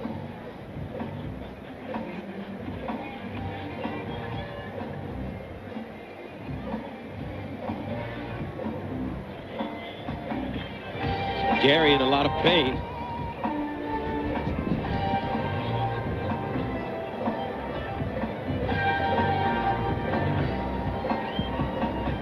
He is a special teams ace for this Kansas City squad.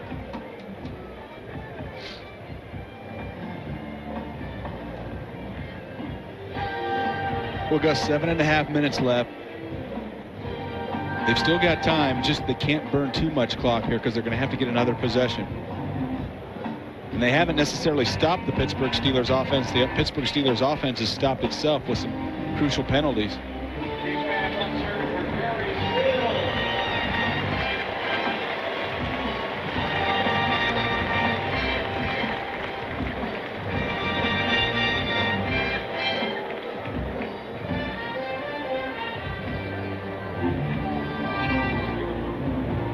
Stills, a good sign, walking off on his own. Fourth quarter score, New York Giants 14, St. Louis Rams 9. And he gets to the sideline. So Kansas City now with the ball, trailing 20-9. First down and 10 at their own 27. They had success on their last possession running Priest home, but I don't know if they have enough time right now. I got him. Michael Ricks in motion. Here's Green. Underneath, incomplete. Snoop Minnis dropping it. Let's go to Jim Nantz standing by in New York. All right, thank you, Gus. After a Doug Flutie touchdown pass for the lead, Lee Johnson mishandles this, and right out of the Garo Yepremian school of desperation passing, Derek Harris picks it up to put the Chargers up now by 10. 8:39 to go at Foxborough. Let's go back to you. So something special happening in San Doug Flutie. And those Chargers losing last week at Cleveland. Winning on the road right now in New England. 2nd and 10 from the 27. Green over the middle, caught by Alexander. Alexander cuts it in, gets close to the first down. Jason Gilden with the tackle. And there's a guy whose name we haven't called very much, Derek Alexander, today. And you know how much I like him as a wide receiver, but he's been banged up this year, and we talked about it earlier with an Achilles, and his back been bothering him. When he's at full speed, he can be very dangerous. Had an awesome year last season. Alexander, 78 catches for close to 1,400 yards. That was his first catch of the day. 1st and 10 from the 37. Priest Holmes. Priest Holmes still running and gets out of bounds at the 41. A gain of 21 yards. And he is having a tremendous game today against the Steelers. And you're going to see him go back to this left side, just like on the touchdown run. See the kick-out block from the tight end. Bang, coming right back down to it. Priest Holmes having a lot of room to run before he's even touched. 126 yards rushing for Holmes on 16 carries. So that makes his 3rd time in a row he's gone over 100 versus Steelers. Yes, 1st and 10 from the Pittsburgh 40. Holmes once again cuts it back. Priest Holmes. Joey Porter with the tackle, along with Kendrell Bell. Gain of 6. A gain of 7. Now Thursday on CBS, if you thought the new Survivor, Africa, wasn't wilder and more treacherous than anything you've ever seen before, wait till you see what happens next. An all-new Survivor Thursday at 8, 7 Central on CBS. 2nd and 3 from the 33. Trent Green knocked away. Dangerous pass.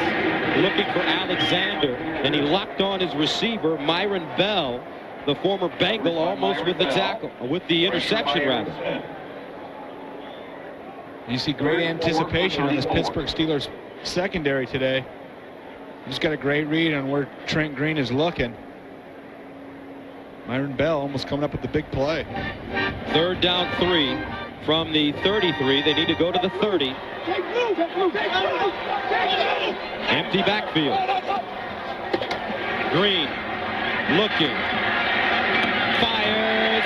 Beautiful catch by Michael Ricks. And Michael Ricks has found a home here in Kansas City. Gains 7 and picks up a 1st down. His 2nd big catch of the day. Also blocked that punt earlier on. Number 85, you see him come across in the crossing route, cut off the linebacker. Nice job using his body. Extends, catches the ball, brings it in. And he's the other bright spot of this offense today. 1st and 10 from the 26.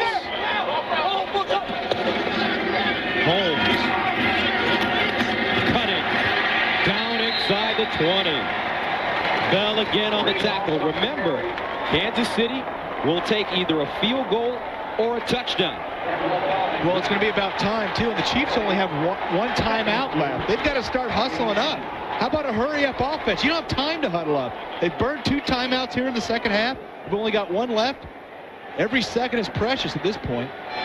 2nd and 2 at the 18.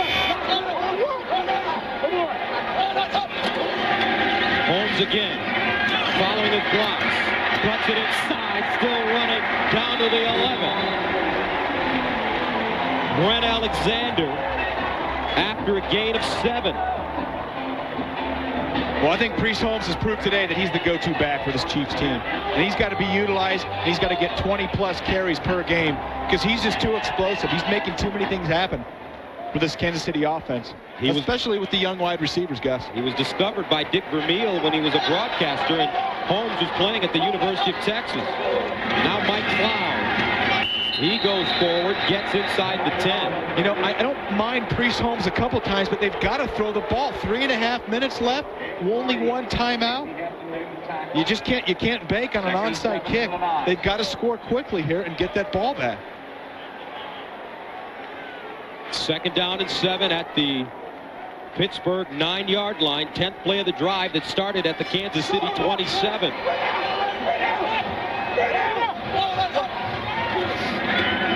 Green rolls out of the pocket, looking, nowhere to go, reverses, still looking, he's going to run it, he smells the end zone, dives forward, down at the 1. And that makes it 1st down and goal. And that's a gutsy effort by Trent Green. But you know what? That clock is still running. The Chiefs are wandering around going, all right, 1st down. We're losing 10 seconds, 11 seconds, 12 seconds. Why aren't they on the ball? Get on the ball. They just wasted 20 seconds. And now Pittsburgh calls a timeout with 2:43 to go. You know, Gus, it's easy to sit up here and be an armchair quarterback. We've done it for both teams, and that's part of the excitement in our job. But these are things that you got to be aware of in clock management. We've seen it on both sides of the ball today. So what are they supposed to do, though? Are plays being called in the line of scrimmage or at the line of scrimmage, or are plays being called, 2 or 3 plays being called in the huddle? What are you talking about? Well, call 2 or 3 plays in the huddle or get up on the line. They've got quarterback communication in his helmet. I mean, Trent Green knows what to run at the 1-yard line or hustle it up. There's no sense of urgency in the offense. They're acting like it's still the 3rd quarter.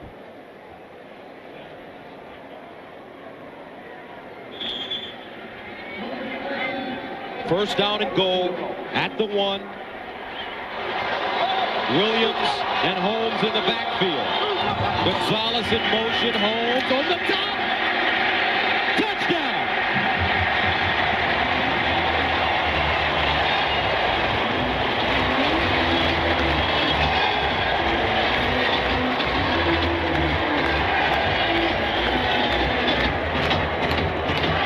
Second touchdown of the day for Priest Holmes. And I think there's going to be a great collision between Priest Holmes and Earl Holmes. Watch this. Bang! And he's stuck on the top of the pile right there. The ball's got to cross. And there it goes. And you know what? Priest Holmes is laying on bodies. He is not down right there. Gets the ball over. Now they have to go to 2. Got to go to 2. Got to go to 2. Holmes in the backfield once again. Green directing traffic. Alexander lines up at the top of your screen. Here's Green. In the end zone, got it! Gonzalez! And with 2:39 to go, we've got ourselves a ball game. 20-17 Pittsburgh. Kansas City fighting their way back into this one. And that was an outstanding drive by the Kansas City Chiefs. And look at the effort by Priest Holmes going up and over the top. Little Holmes and Holmes collision. Still on bodies. Reaches that ball over. And there's the touchdown right there. 2-point conversion. Watch Tony Gonzalez. Never gives up. Gets lost in the back of the end zone. I don't know how you let Tony Gonzalez get lost. And Trent Green loves it. His wife Julie and son TJ in the stands. Green, a St. Louis native who played at Indiana. He's had 4 knee surgeries in 2 years, just looking for success. Because realistically, the Chiefs are going to have to go 3 and out with their defense right here. They've only got 1 timeout. Wasted a couple of timeouts earlier in the half. And they needed every second. The one thing about that drive, as good as it was, there was no sense of urgency. They lost 40, 50, 60 seconds just sauntering up the ball, spending too much time in the huddle. They're going to get the 2-minute warning, and they're going to have one timeout.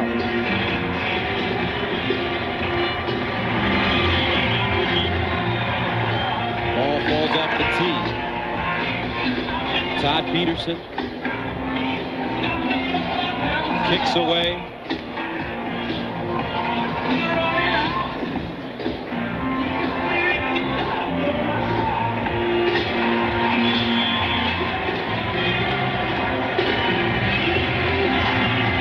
Peterson kicks it deep, and it's a good one. Into the end zone, and it will be a touchback. Poteet unable to handle it. So the Steelers have it at the 20. Tonight on 60 Minutes, what kind of men will it take to get our hands on Osama bin Laden?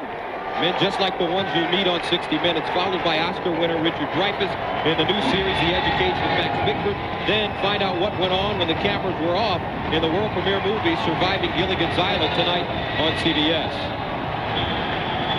Timeouts remaining in this game. Pittsburgh with 2, Kansas City with 1. First and 10. Bus or Cordell? No one else right here, Gus.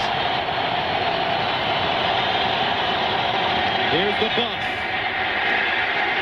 Nothing there. And they're going to use the timeout right there, Gus. 2:25 to go. So after this next play, it'll run down to the 2-minute if the Steelers don't throw an incomplete pass or go out of bounds. Now, if you're the Steelers, do you throw it? No. You want the pressure on the Chiefs. You got to burn as much time as you can. Now, here's a spot where the Chiefs are expecting the bus. We saw the Steelers run that option play earlier on where they faked off one side and pitched it to the bus. That was a pretty nice looking play. A pitch it away. Also, we haven't seen Cordell Stewart with the naked bootleg here since the first quarter. Maybe get him out of the pocket and run the ball. Mike Mularkey, big decisions to make with 2:25 to go. Don't forget, coming up next, game 2 of our doubleheader. Either Miami and the Jets or Denver, Seattle.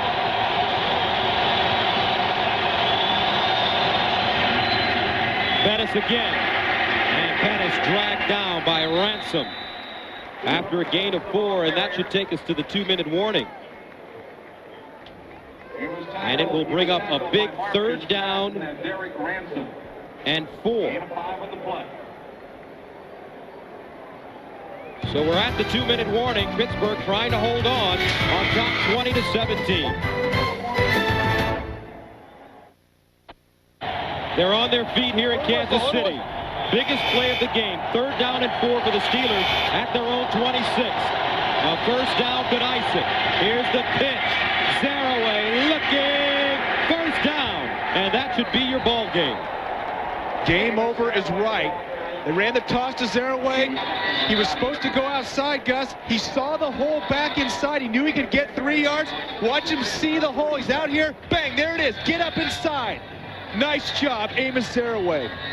We talked about his maturity. We also talked about clock management for the Chiefs.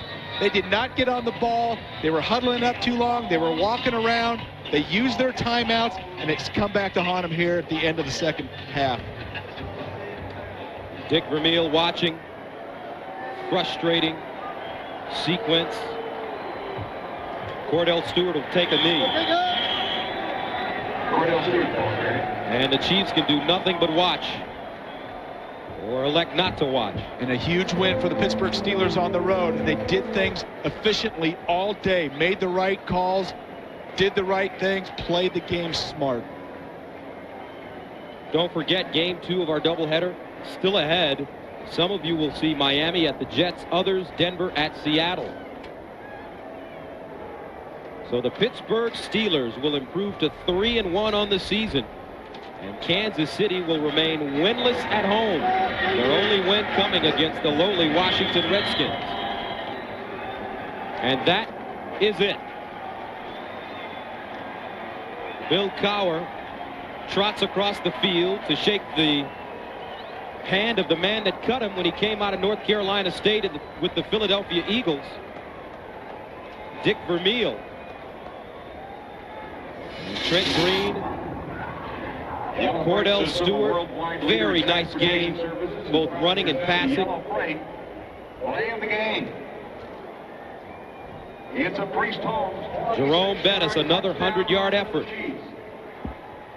And the Steelers win it 20-17.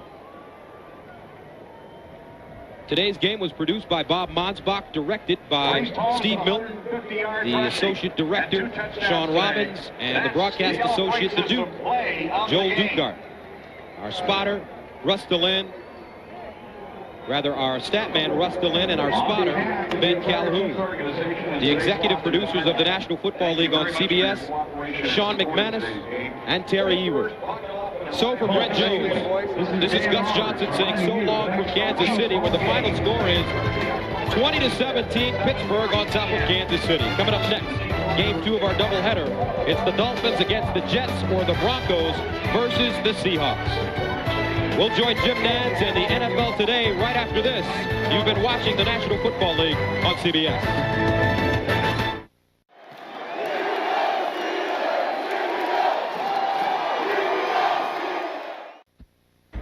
And yes, we do welcome you live to our NFL Today studios in New York. Jim Nantz along with Mike Ditka, Randy Cross. This is live? Would you rather be on tape? No, let's do it live. Of course not. We'd like to welcome those of you who watched Pittsburgh win for the 3rd straight time. You know, the Steelers last year started 0-3, and since that time, they are 12-5. They had a record-tying field goal today, Randy, in that game against the Chiefs. Chris Brown, 55 yards, tied Anderson's club record. Kansas City quarterback Trent Green drops back to pass here to Derek Alexander, but Chad Scott, he's been battling a little injury, but hasn't let it bother him. All the way back for a touchdown, gave him a 13-2 lead at that point.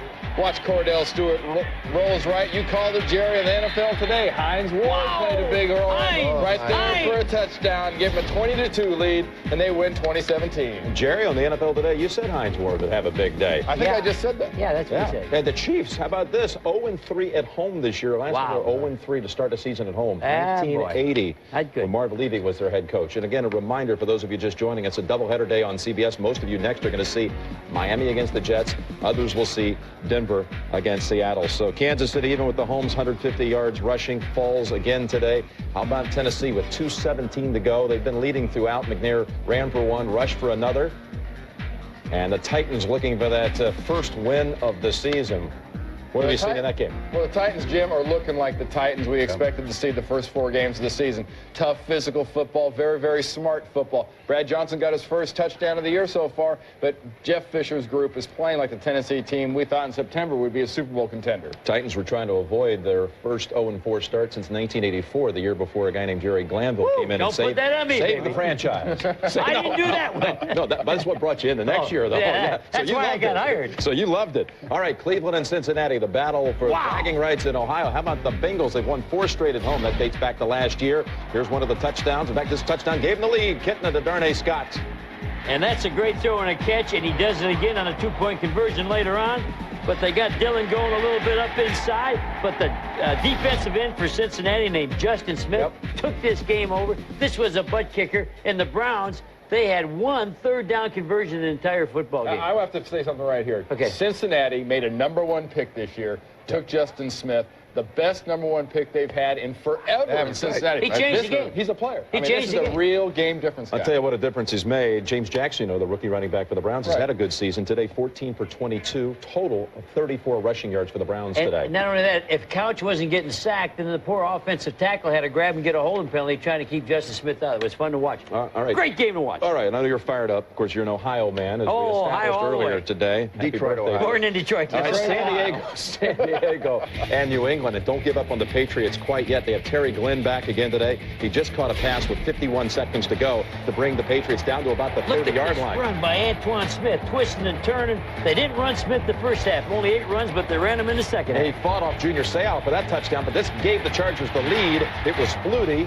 with the touchdown pass. A minute and 11 seconds later, the Garo Yepremian-like pass by Lee Johnson. Well, Lee was trying to punt. He was trying to avoid getting the punt block. And that's why I cut Lee Johnson 100 years ago. But 50 seconds to go, and the Patriots under Tom Brady, who has played very well today at quarterback, in there for Bledsoe again this week. Well, he's got good stats, but the big deal here is he's putting the ball where he has to have it in a crucial situation. I think Brady looks outstanding. Plus, the second half, they ran the ball a little bit with Antoine Smith. But Jared, LaDainian Tomlinson and Doug Flutie, after a rough start, really started taking this game over. If New England successfully comes back, it's a big deal. But LaDainian Tomlinson, to me, right now, is a Rookie of the Year by a lot. But if anybody hasn't been watching this, Terry Glenn comes back, and he's a big addition to the New England Patriots. Yeah, but somebody said on the pregame show they wouldn't even have the guy on their team. Yeah, who said that? I have no idea. Glenn just had his 8th catch of the game, over 100 yards, and a touchdown. And there is a player down on the field. It's Alex Molden is down. He's the one that last week was beat for a touchdown by the Browns at the end of the game. Well, it's the best thing that could happen to San Diego is if he's down and out of the game, because he'll give him another touchdown this week, believe me. Well, Molden's down with an injury, and it looks like it's going to be New England football down around the 20-yard line with 50 seconds to go, needing a touchdown. If they win this after the punter gives them up a free touchdown, they deserve it. Yep. They've played hard. New England's played tremendous. All right, let's move on to the Giants in St. Louis, where we have 2:21 to go, and the Rams have taken the lead, but what could be a big loss in this game, Marshall Faulk sprained an MCL, sprained knee in the second half. Rams lead it by a point, 2:26 to go there at St. Louis. And your thoughts about this game? Well, I've had that MCL, and let me tell you, that thing, you're looking at about 8 months of, oh, my gosh. I tell you, the Rams have got the offense. They're finally back in the lead, but the player of this game so far is Michael Strahan. Oh, boy. And the job he's done against Ryan Tucker. They've tried to double-team him. He's been all over Kurt Warner, and they'd show the league right now, how do you stop the Rams offense? You get after Kurt Warner. Yeah, you get Michael Strahan on your team. That doesn't hurt either, does it? Let's just establish one thing. Faulk, it's a sprained knee right now. We don't know the long-term forecast. Sprained MCL for Faulk. All right, 49ers and Falcons. This is another thriller today down in Atlanta. They played an overtime game week 1 out at San Francisco, and now there it is. It just ended regulation. They're going to overtime again down in Atlanta. You know, Jim, in the regulation season, earlier in the regular season when they went to overtime, it was a game that Atlanta led early. San Francisco came back, tied it, won it on a Cortez field goal late in the overtime. Same thing today, again, brother. Maybe the same thing. But Atlanta, to their credit, has really come out and played them very, very tough when they had a chance to lay down late. That's right. All right, New Orleans and Carolina, and this is a surprise. It looked like all Saints early. Well, it was. I mean, they were mauling them. I mean, they controlled the whole game on defense and offense, and then all of a sudden, here comes Carolina with a punt return. They're back ahead in the football game. Well, George Seifert got that team playing extremely smart right now. They're just hanging in. Well, they are, and I tell you what, I think Chris Wenke is a pretty good quarterback. He may be the real deal. Yeah. Arizona, the real deal. Let's cancel that win streak. Let's stop it at 1. Hey, how about Philadelphia this? Cardinals lose. Cardinals lose. Well, how about this? But the Bears win. Bears win. NFL chant, break up the Bears. Super Bowl, here we go. Chicago wins for the 3rd straight game. They knock out the Cardinals today, 20-13. First 3-game win streak for the Bears. Mike, well, since 1995. They're playing the kind of football they have to play to win. They're playing good defense, and they're pretty solid with the offense. They got some big receivers. He's getting the ball down the field. Jim Miller gives them a much better chance. Now they've gone to a two-back attack, actually, where they're using both the running backs. They got Thomas in the game. He's pretty good. Hey, we've got an immediate update. Point after to come. Brady has just thrown a touchdown pass. You gotta love this Brady now. To Wiggins. Here it is. Oh, brother.